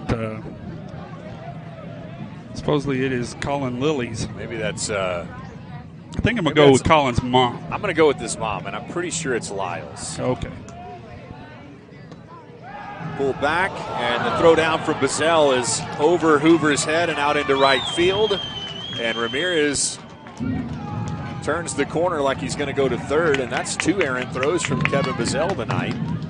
Yeah, with a left-handed hitter, Kevin tried to come up throwing, actually hit the batter, and Kevin asking for interference, but the umpire saying no way. So the ball goes into right field.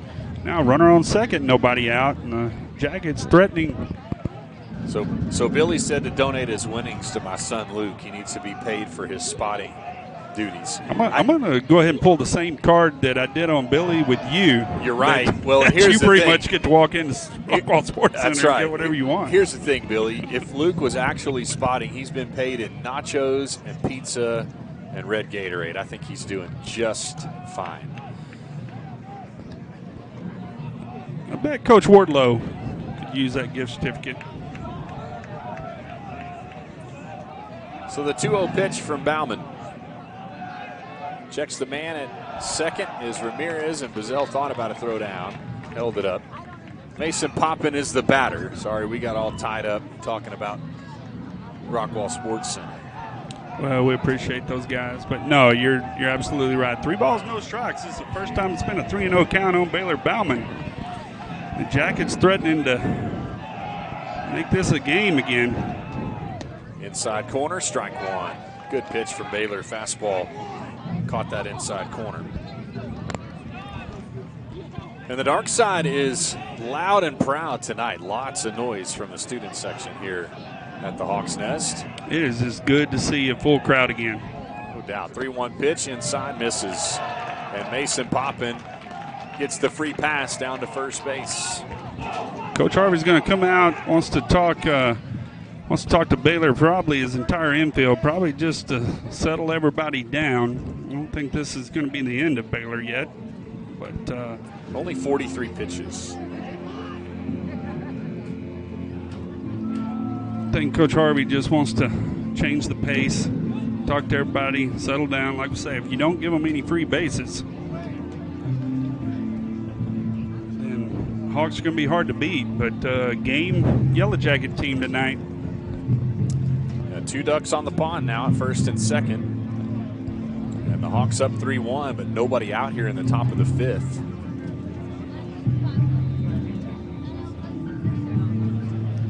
They are, I think the soccer game has officially ended because there is not an empty seat here in the stands. Got the chairs all the way around, and we were up to about 67 that I'm counting out there in left field. Those new bleachers that they put out there. It's a good crowd. Say this game, we were less than a week away from the start of district last year when everything got shut down. Andrew Tellia showing bunt, and he pulls it back for a strike. As that one was right over the heart of the plate from Baylor Bauman. It's the battle of the ones. Bauman wearing the number 1, Tellia wearing that same number. Yeah, Tellia got out over the plate, and he bailed as it looked like it was coming in. Bauman's good curveball. Location was perfect. 0-1 pitch. 2 on, nobody out. The bunt is down. Bauman picks it up over to first for the putout. And Tellia is out at first base, but the sacrifice bunt is successful. Runners advance to second and third. Just listening to the replay of Billy and Coach Talley on Tuesday night's game, and they were commenting on how well the Yellow Jackets had done all season at being able to manufacture runs. I think at one point bunting 4 or 5 times in a row. Doing a good job there, setting up 2 in scoring position. Blake Bennett, that pitch is outside for a ball. Right now, base hit could tie this game quick.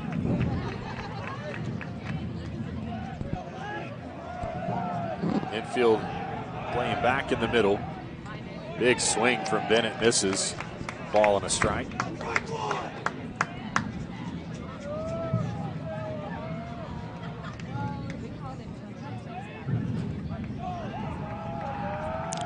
This is more of the game we expected on Tuesday. The 1-1 pitch, swing. Bounding ground ball. Home and is not in time. And the man is coming home. There's nobody covering. And the Jackets have tied this game. Now the runner goes down to second. And the C&I ground ball with a couple of errant throws. And the Jackets have tied this ball game at 3. Yeah, Bauman thought he had plenty of time, and the throw would have been there on time, but spinning around, throwing the ball wide, and the Hawks continuing to hurt themselves with another error, third one of the night. And now, all of a sudden, it's a 3-3 game and a runner on second with one out. Well, and it's like I tell my 10U Heath Hawks team, always go for the simplest out. Yeah, I think Baylor read it. He had plenty of time. He just whether that was an errant throw, I think Bazell would say he probably could have caught that, but they had time to get it. But now a lot of damage. Coach Arias giving some infield instruction. Can't see the dugout from here. Well, there won't be anybody from the dugout. It'd be somebody coming from the field. It will not be Five Ash, who is also the closer. Is the go-to closer. He's out of the game after being ejected last inning, so I would expect it's probably going to be Hoover would come in next. Big swing from Tate Sloan, and he falls behind in the count. No balls and 2 strikes. So the Five Ash incident could end up being big more ways than one for the Hawks. It's a big deal. 0-2 pitch, ground ball, left side. Hoover looking the runner back to second, and the throw is over in time. And there are 2 away here in the top of the 5th. Good job by Josh, looking the runner back on the chopper. But now the Hawks have the 2 outs, but Jackets have already done what they needed to. Hawks getting up 1 in the second, 2 in the third. Now the Jackets with 1 in the fourth, 2 in the fifth. Top of the order, and Barrett Reebok. Big swing and a miss. Strike 1. See a little more pep in the step of the Jackets right now. And like I say, the Hawks, very uncharacteristic. I think I believe that's the 3rd error, isn't it? Just 2. The Jackets have 2, the Hawks have 2. Okay. Jackets 3 runs on 3 hits, 2 errors. Hawks 3 runs on 5 hits, 2 errors. 1-1 pitch to Reebok. Inside. And they're going to give him contact there, and Reebok will walk down to first. But there are 2 aboard with 2 outs. So Coach Harvey.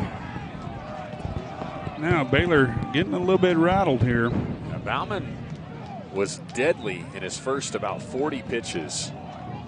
And these last 18 or so have really started to give him trouble. Yeah, very uncharacteristic of this Hawks defense. Booting the ball around a little bit.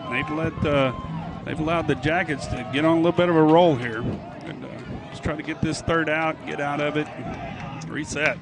Big swing, right side, and it is gone. 3-run home run from Braden Randall. And just like that, Hawks are down 3. And just like the Hawks earlier in the game, or in their big inning, the Jackets gave them extra outs. Hawks made them pay. Jackets make them pay any bigger with a huge home run there by Randall. So on Tuesday night, it was the Hawks putting up 5 in the top of the 5th. Tonight, the Jackets have scored revenge with 5 of their own here in the top of the 5th. How quickly things change.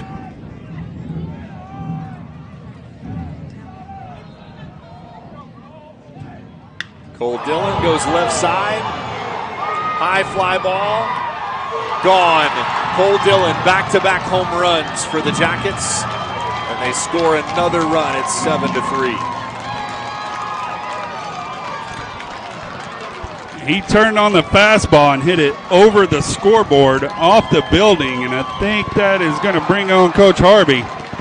Jackets mob him at home plate for good reason, as the 2 big Jacket hitters have gone back-to-back here, and it has gone from a 3-3 tie to a 7-3 lead for the Jackets on 2 impressive hits. A 3-run bomb from Braden Randall and the solo shot from Cole Dillon. They go back-to-back and put 4 runs on the board. You've also got like I say, Coach Harvey's got a dilemma here with Caden Five-Ash getting thrown out of the game last inning. That would normally be the first man up to come in and relieve. So now, looks like Coach is going to leave Baylor out there. It is the heart of the order. Mac Rose, the cleanup hitter. He's 0 for 2 tonight. He did get aboard last inning on the hit batsman. We talked about the keys of the game. The Hawks playing good defense. That is what has opened the door, and the Jackets have definitely stepped through it. Bauman's 61st pitch is low and inside for a ball. 1 ball, no strikes to Rose.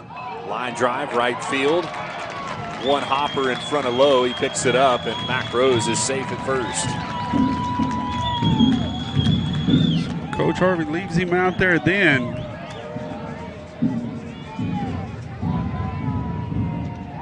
See him over there talking with Coach Canfield. That is 3 pitches in a row that have been hammered. Coach Harvey, he started out comes back in. Coach Rose on to talk to his batter. He's called timeout.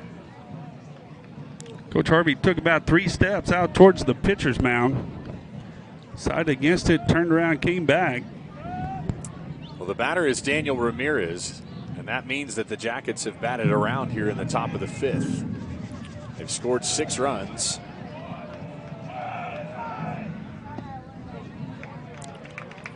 A lot to sort out here. You go from uncharacteristic defensive plays, not executing when you had a chance to score some runs early. Hawks definitely in a hole now. Bauman ahead of Ramirez 0-1. Curveball drops in for a ball. So 1 ball and 1 strike to Daniel Ramirez. As the Jackets have scored 6 here in the top of the 5th to take a 7-3 lead. Misses high, 2-1.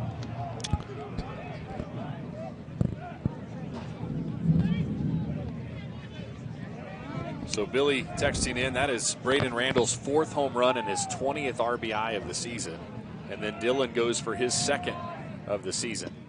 Outside corner for a strike, 2 balls and 2 strikes now to Ramirez. People can say all they want about it being wind aided over there. There is no wind blowing. Those were 2 huge blasts by those 2 young men. They turn quickly on a couple of fastballs and put the Jackets squarely in the lead. Big swing and a miss, throw down. It doesn't matter as the 3rd out is recorded, but not before the Jackets score 6 runs on 5 hits. They leave a man. We're going to the bottom of the 5th. The Jackets lead 7-3. This is Heath Hawks Baseball on RockwallISD.com, powered by the SportsGram Network. Hey, Rockwall Heath fans. Nothing tastes better after a Hawks victory than some Raising Cane's chicken fingers. We're open late, so join us for some of our fresh, never frozen, cooked-to-order quality chicken finger meals. Here at Cane's, we know how to win the day, and we'll help you win the day over your hunger and wash it down with a fresh squeezed lemonade. See you after the game. One love. Go Hawks.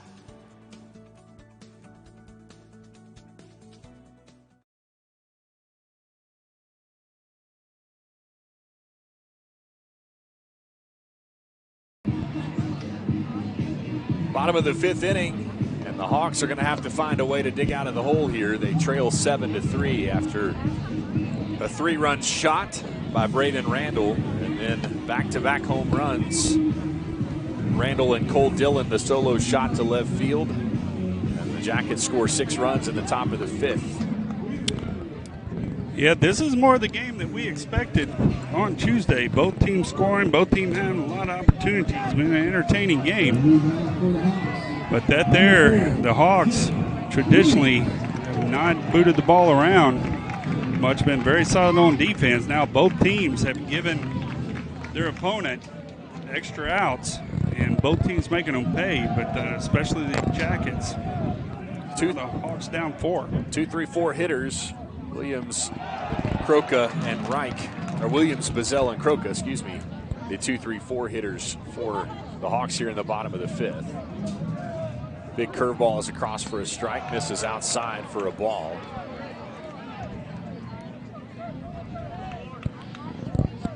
Hawks with the number 2 in the order. They definitely have to get something going this inning. Fastball for a strike, and Cunningham is ahead of the ball in 2 strikes. Jet, certainly the man who can get something going for the Hawks if he can get aboard. Outside, in the dirt. Top of the 5th inning, playing huge in both of these games this week. So the Hawks took a 4-run lead. And I remember us talking about at the end, there's a big difference between 2 runs and 4 runs, as the Jackets were not able to recover. The Hawks now find themselves in the exact same situation. Cunningham misses on 2 straight pitches to run the count full to Jet, and he swings right side. High pop fly, and going into foul territory is Poppin, and he will make the catch down the line. And Williams is out. Daniel Cunningham had a little bit of a rough start. Got through the first inning okay, but allowed the Hawks to load the bases in the second, but good defense behind him holds the Hawks to 1 run. And he has been very efficient since then. So one 1 for 2 so far tonight. Trying to get the Hawks back in this. Pitch comes home, and curveball has been beautiful all night for Cunningham, and it's across for a strike. The 0-1 pitch. A little bit low. So the Jackets win tonight. That would even up the series, and now you're going into the rest of the district. Both teams going to be heavy favorites in most every game that they're going to play. Beautiful pitch again, hit that outside corner, and Cunningham is ahead of the ball in 2 strikes. Of course, this will be the first time that Coach Rose has beaten the Hawks as a Jacket. Yeah, he beat them to go to the state championship at Frisco Wakeland. As that one misses to run the count even at 2 balls and 2 strikes. Yeah, everybody that I've talked to since Coach Rose has been here, last year is just an anomaly being cut short, but he runs very tight ship on practice.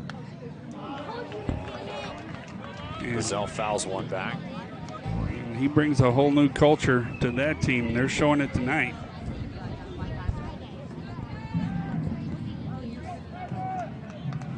So the 2-2 pitch. Outside corner.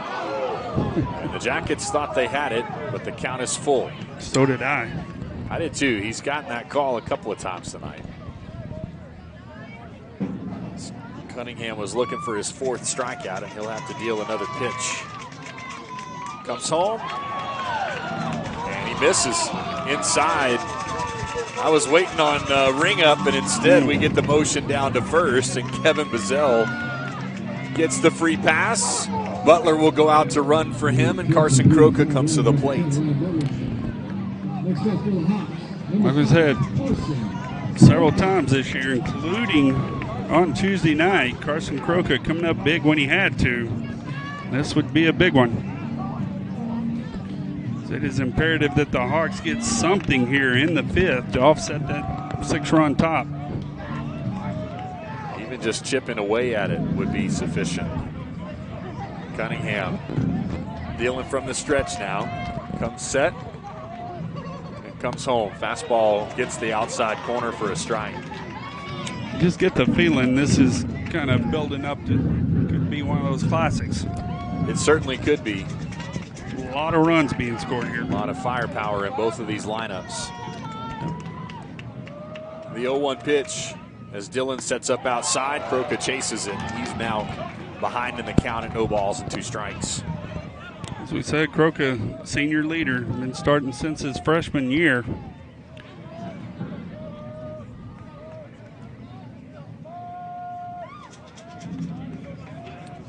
Dillon wants that outside corner again. And he's going to miss it. Cunningham thought that he was going to get that call again. They waited. But Croca patient. Croca trying to find a way on here for the hot-hitting Zach Reich on deck. Cunningham checks the runner, now comes home outside in the dirt. And that'll even the count at 2 balls and 2 strikes.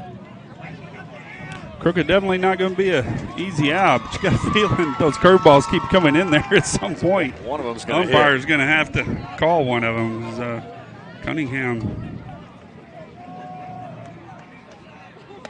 Another swing from Croca, and he misses. And Cunningham gets his 4th strikeout. Going with a high heater. 93rd pitch of the night for Daniel Cunningham. Now Zach Reich trying to get something going here. You got Caston Mason on deck. 2-run homer last time up for him. Zach has scored twice, 1 for 2 at the plate. Fastball, low and away. They're just pounding that outside corner. I think he's got so much movement on his ball. Umpire may be giving up on it a little bit early.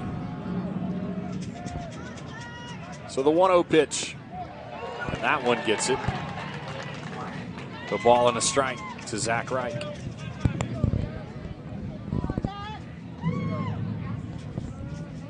This Hawks crowd stunned to say the least. A 3-1 lead turned into a 7-3 trailing effort as Wright goes up the third baseline. The throw over is in time. Rose gobbles it up, and the Hawks are retired. So they leave one, no hits, no runs. We're going to the top of the sixth. It's 7-3 Jackets. This is Heath Hawks Baseball on RockwallISD.com, powered by the SportsGram Network.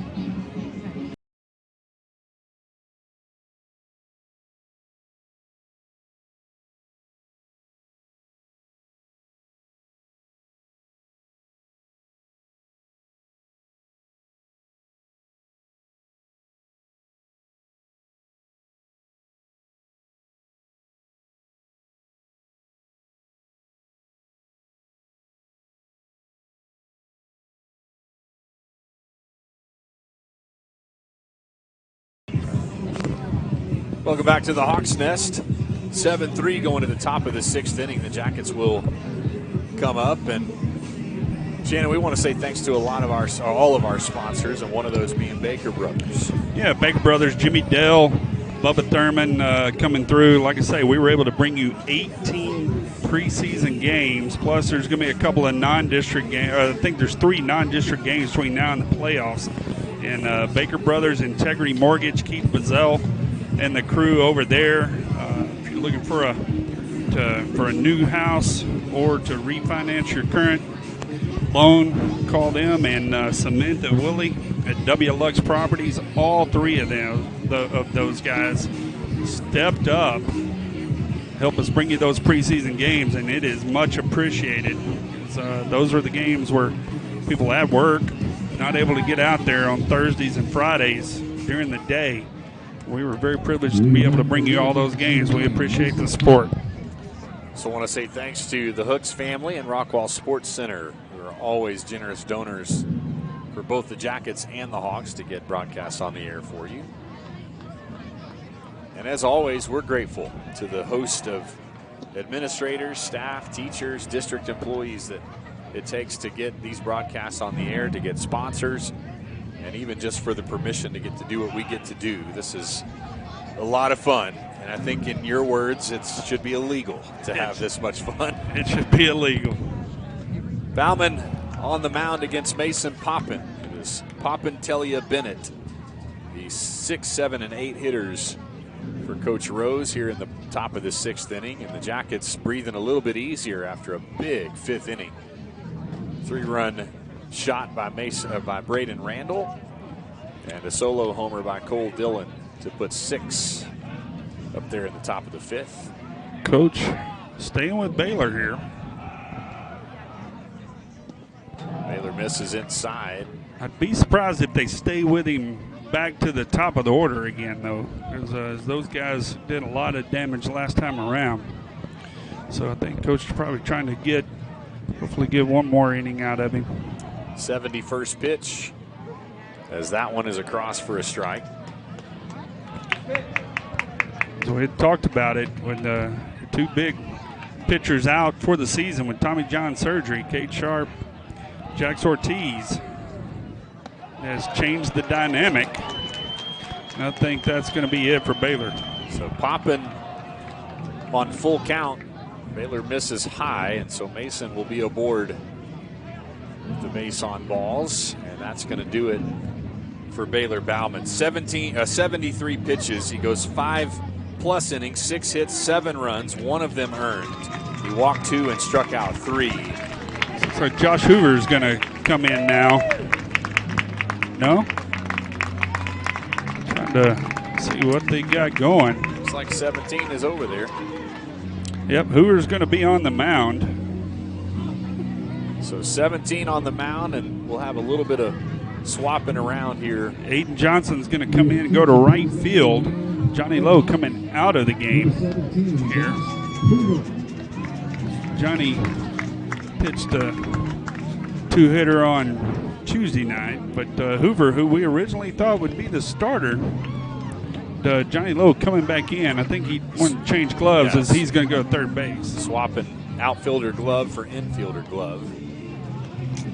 Colin Lyle on second base. Say that 5-ash ejection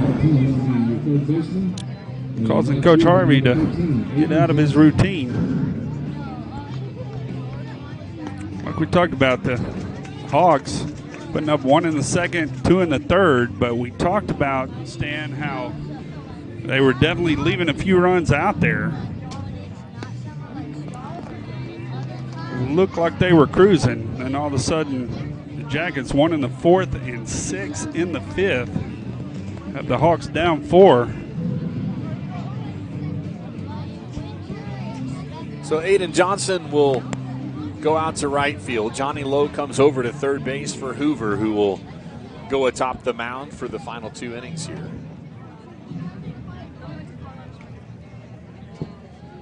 As the Jackets have 1 aboard with nobody out here in the top of the 6th, they lead 7-3. And Telia coming to bat. Third baseman on the night is 0 for 2. He's got a strikeout.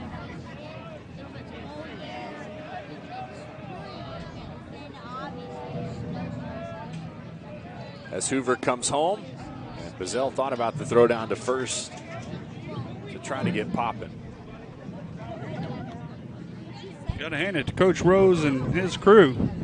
They were down 3. It was a couple times looked like it was going to get away from them.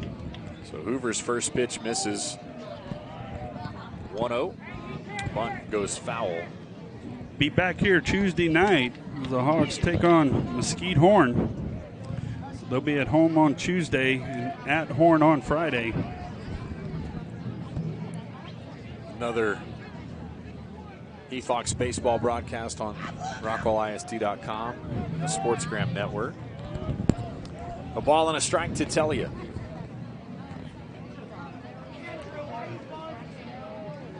As Hoover comes home, and that one is a little high and inside. 2 balls and 1 strike.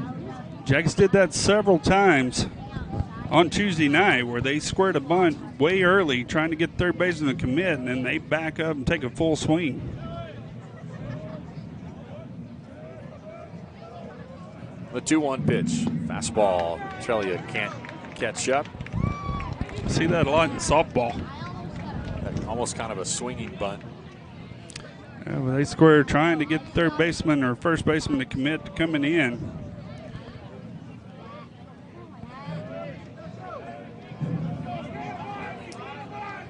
Bazell sets up outside for the 2-2 pitch, and that one is smashed. Left side ground ball all the way out to left field.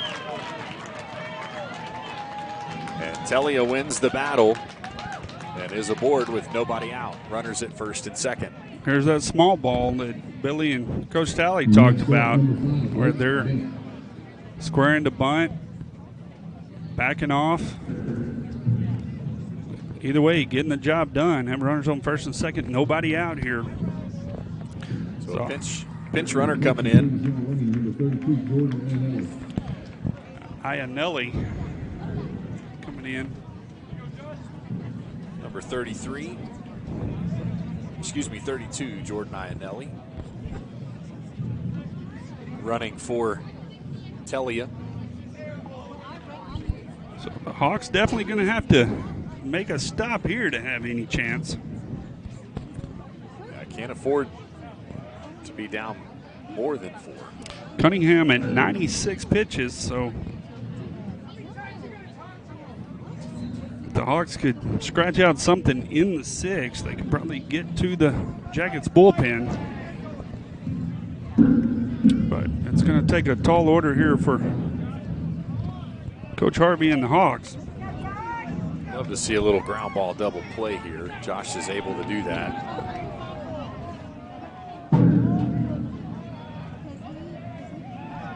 As Bennett shows bunt. Pulls it back, strike 1. Good curveball by Hoover.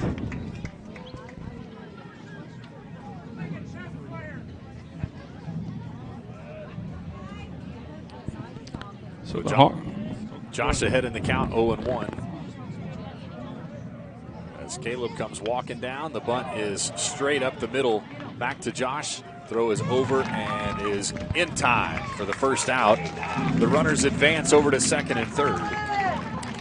Another good execution there as Hoover had to come in, got it, checked his runners, then threw it over Colin Lyle covering from second base. Excellent defensive execution for the Hawks. As the Jackets content to play small ball, they advance the runners to second and third with one out here in the top of the sixth. Yeah, you got to figure any kind of runs here by the Jackets put the Hawks in a bigger hole. Tate Sloan at the plate, second baseman. Strike one from Hoover. Sloan is 0 for 2 tonight. Infield in as the Hawks trying to make a stand here. Everybody's in tight. Any kind of ground ball, they're going to try to make a play at home. That's going to execute the bunt. So the Jackets will score the run on the sacrifice bunt as the throw over is in time to catch Sloan for the second out. But the Jackets add to that lead, and it is now 5 at 8-3. Another perfect execution of the small ball. So Barrett Reebok will come back as the top of the order. The Hawks need to make quick work of him. Hoover misses on the first pitch. This is where everything went south. Reebok, Randall, and Dillon doing all the damage. Big swing. Reebok puts this one way up into the jet stream, but Aiden Johnson will settle under it at the warning track, and he will retrieve it for the third out of the inning. So the Jackets score a run on 2 hits. They leave 2. We're going to the bottom of the 6th. The score is 8-3 Yellow Jackets. Heath Hawks baseball on RockwallISD.com, powered by the SportsGram Network. Hey there, Rockwall sports fans. When you need a new roof, call Firehouse. Firehouse Roofing specializes in residential roofing and all applications. We're also specialists in commercial roofing. Firehouse Roofing is your source for repairs, replacements, inspections, and more. We are proudly fireman owned and operated. Firehouse Roofing. Find us online at firehouseroofing.com.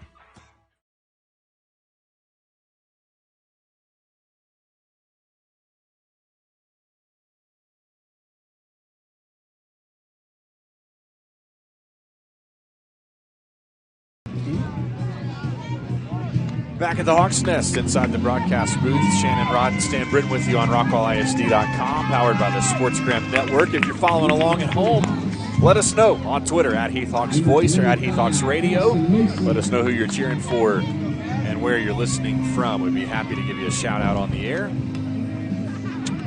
Bubba Thurman listening in from Lubbock says, thanks for the love for Baker Brothers. We appreciate you, buddy. Jacob Williams and the Mount Olive men's lacrosse team watching from North Carolina said, let's go, boys.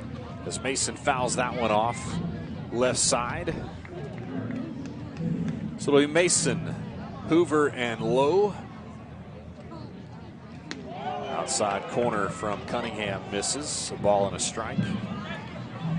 Caleb Hoover and Johnny Lowe. Mason hitting a no-doubter home run over the right field wall last time, or earlier in the game. Inside misses, 2 balls and a strike. Caston just pulled that one right down the first baseline.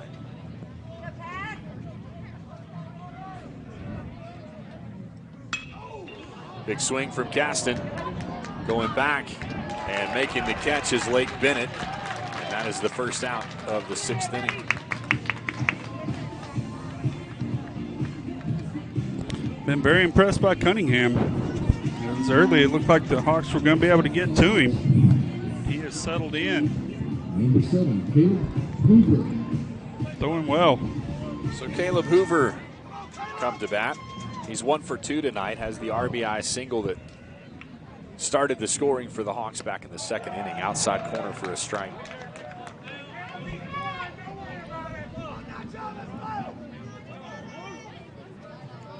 As Cunningham moving quickly now. Curveball outside misses.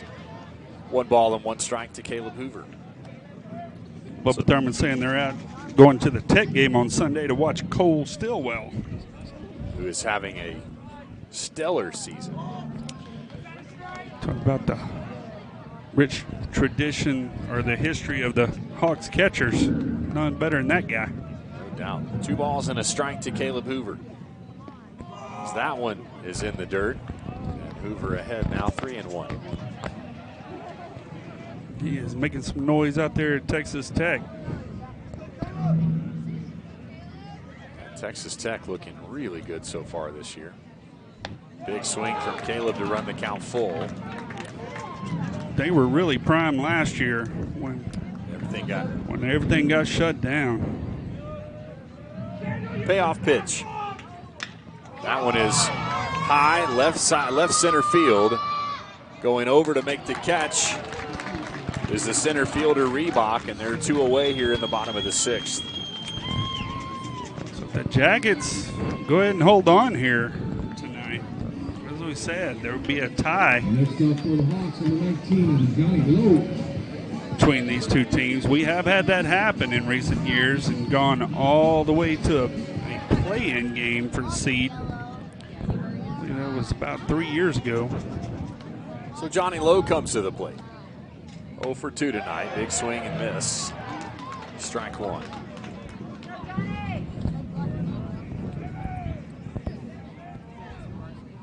Cunningham up to 107 pitches now. The 0-1 pitch, swing fouled back to the screen. What is the rule on number of pitches? 110, 115? I would imagine it's about that. I know that you can complete the batter. I believe it was 110 or 115. Don't quote me on that. Billy could probably tell us. Lowe had a game earlier in the season where he threw 107 pitches in 5 complete. Yeah, you can complete the batter that you're on. That one comes in and misses. Well, we had that debate about 3 years ago when we faced a switch pitcher from spring. Threw about 135. So the pitch comes home and misses and runs the count even at 2 balls and 2 strikes. There are 2 outs here in the bottom of the 6th. Bases are empty for the Hawks as Lowe trying to get aboard and cut into this 8-3 Jackets lead. Forgive me, the scoreboard updated now. It's full count, 3-2. As Cunningham comes home, big swing and a miss. And Cunningham gets his 5th strikeout of the night to complete the 6th inning, 112 pitches. We're going to the top of this 7th, 8-3 Yellow Jackets. We'll be back after these messages from Whataburger and Rockwall Sports Center. Heath Hawks Baseball on RockwallIST.com, powered by the SportsGram Network. How can you describe Whataburger's honey barbecue chicken strip sandwich? The chicken just has a certain, with the sauce. The sauce, it gives you a little bit of... And the cheese, it's the exact right amount of... Whew, it's almost too hard to put into words. Good thing there's the honey barbecue chicken strip sandwich at Whataburger. Hi, I'm Kara Hooks, and I'm a Rockwall High School 2004 alumni, and my family owns Rockwall Sports Center. And hi, my name's Taylor Bullock, and I have worked at Rockwall Sports Center for 5 years now, and I'm also a Rockwall alumni that graduated in 2007. We grew up here. We've started families here, and we decided to open Rockwall Sports Center to help serve our communities and our schools. We currently do custom uniforms and custom spirit wear for all of Rockwall ISD, including exclusive Under Armour decorated pieces that cannot be found anywhere else. Come check out all of our women's pieces, including our new bleach hoodies and t-shirts. From elementary to high school, we're here to take care of our friends, family, and community. And that's why you should shop at Rockwall Sports Center. And that's why we love Rockwall ISD.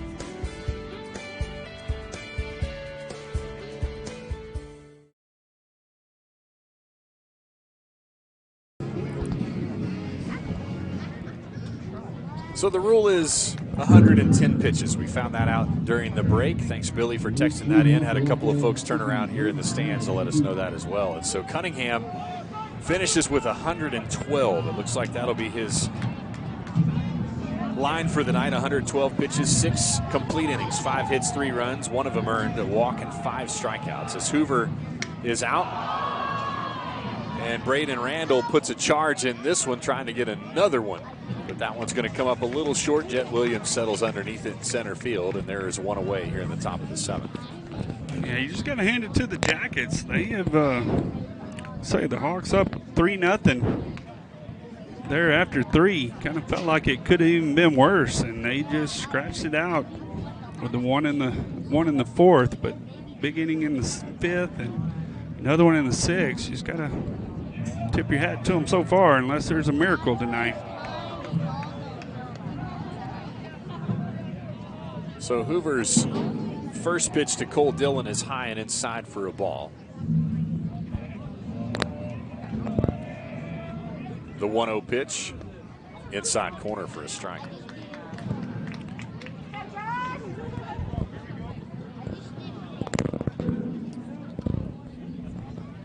Just great to see the big crowds out here, Stan.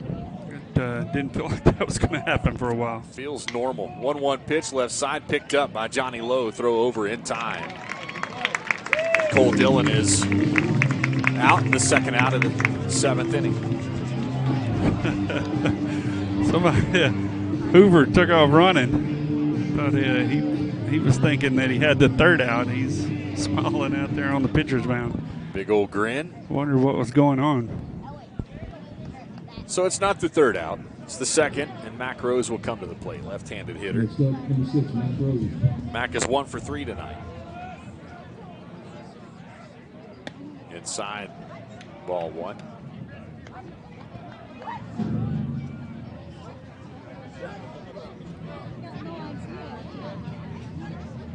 The 1-0 pitch, swing and a miss.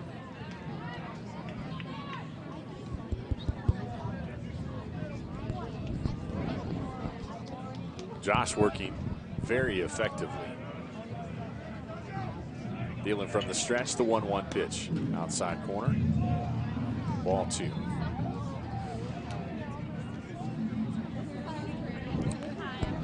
Special thanks to the JB soccer game for giving us so many fans tonight. Yeah, they just stayed here at the complex. Yep. There's a softball game going on next door too. I imagine some of those softball folks might have come over as well. They both. I think both programs set a record for ticket sales today. As they should. 3-1 pitch, fouled back to the screen. So Hoover trying to get out of the 7th inning quickly here.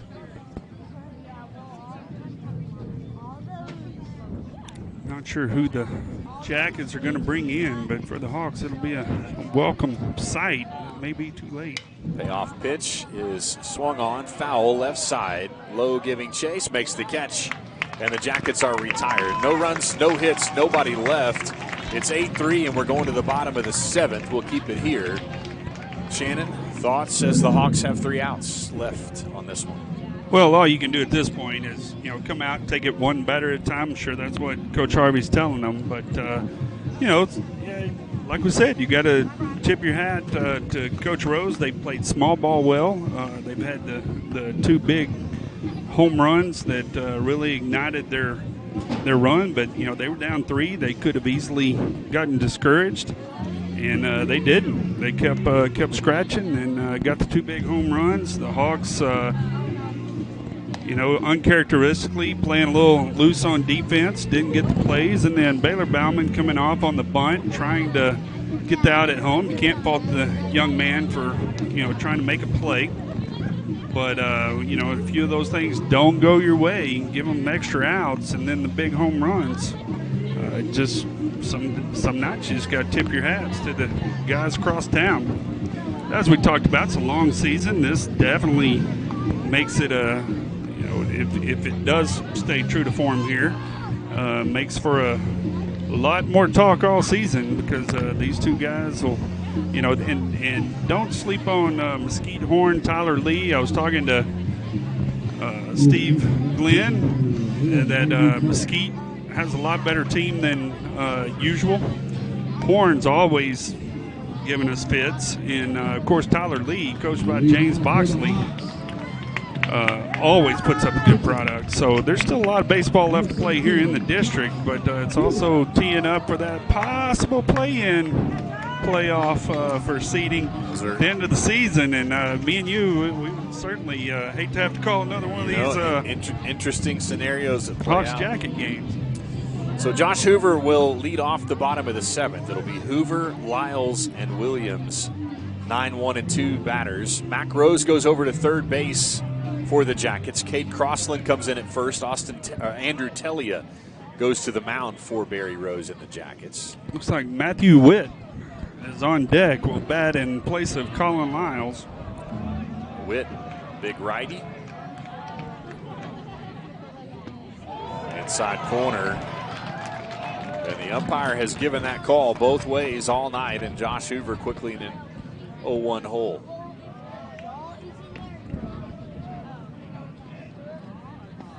Throw. Fastball is across for a strike. And it's no balls and 2 strikes to Josh Hoover to start the 7th. So tell you, throwing the fastball so far, placing them well. Telly got a big motion. Deals from the stretch, slow kick. And he comes home, thought he had it outside corner, but it misses. So a ball and 2 strikes to Josh Hoover.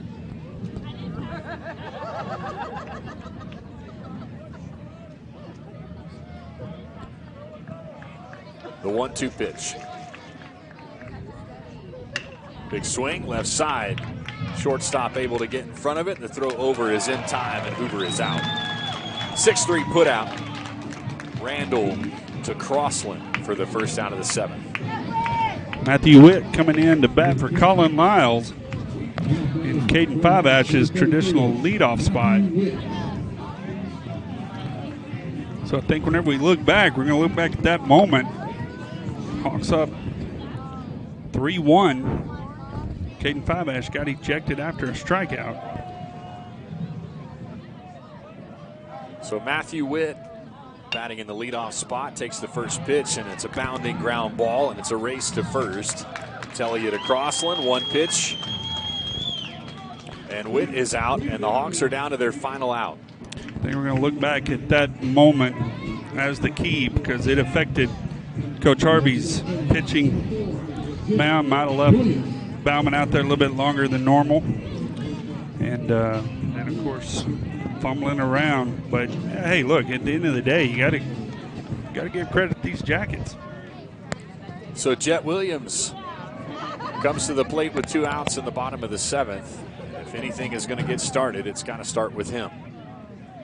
Trelia comes home, high fly ball left side, shallow left field. Randall comes underneath it, and the Jackets win. The Jackets beat the Hawks here at home. The final score is 8-3. The Jackets score 8 runs on 7 hits, 2 errors. The Hawks score 3 runs on 5 hits, 2 errors of their own. And you look back in the top of that 5th inning, and Fiveash gets thrown out of the game to end the 4th, and everything kind of went south from there. Yeah, it did. Like I say, that's how quickly things change. You go from up 3 to all of a sudden, you're only up 2, and it's a close game. But just a few things. That's how baseball goes. And hats off to the Jackets. And we've got 2 teams at 1-1 for the district.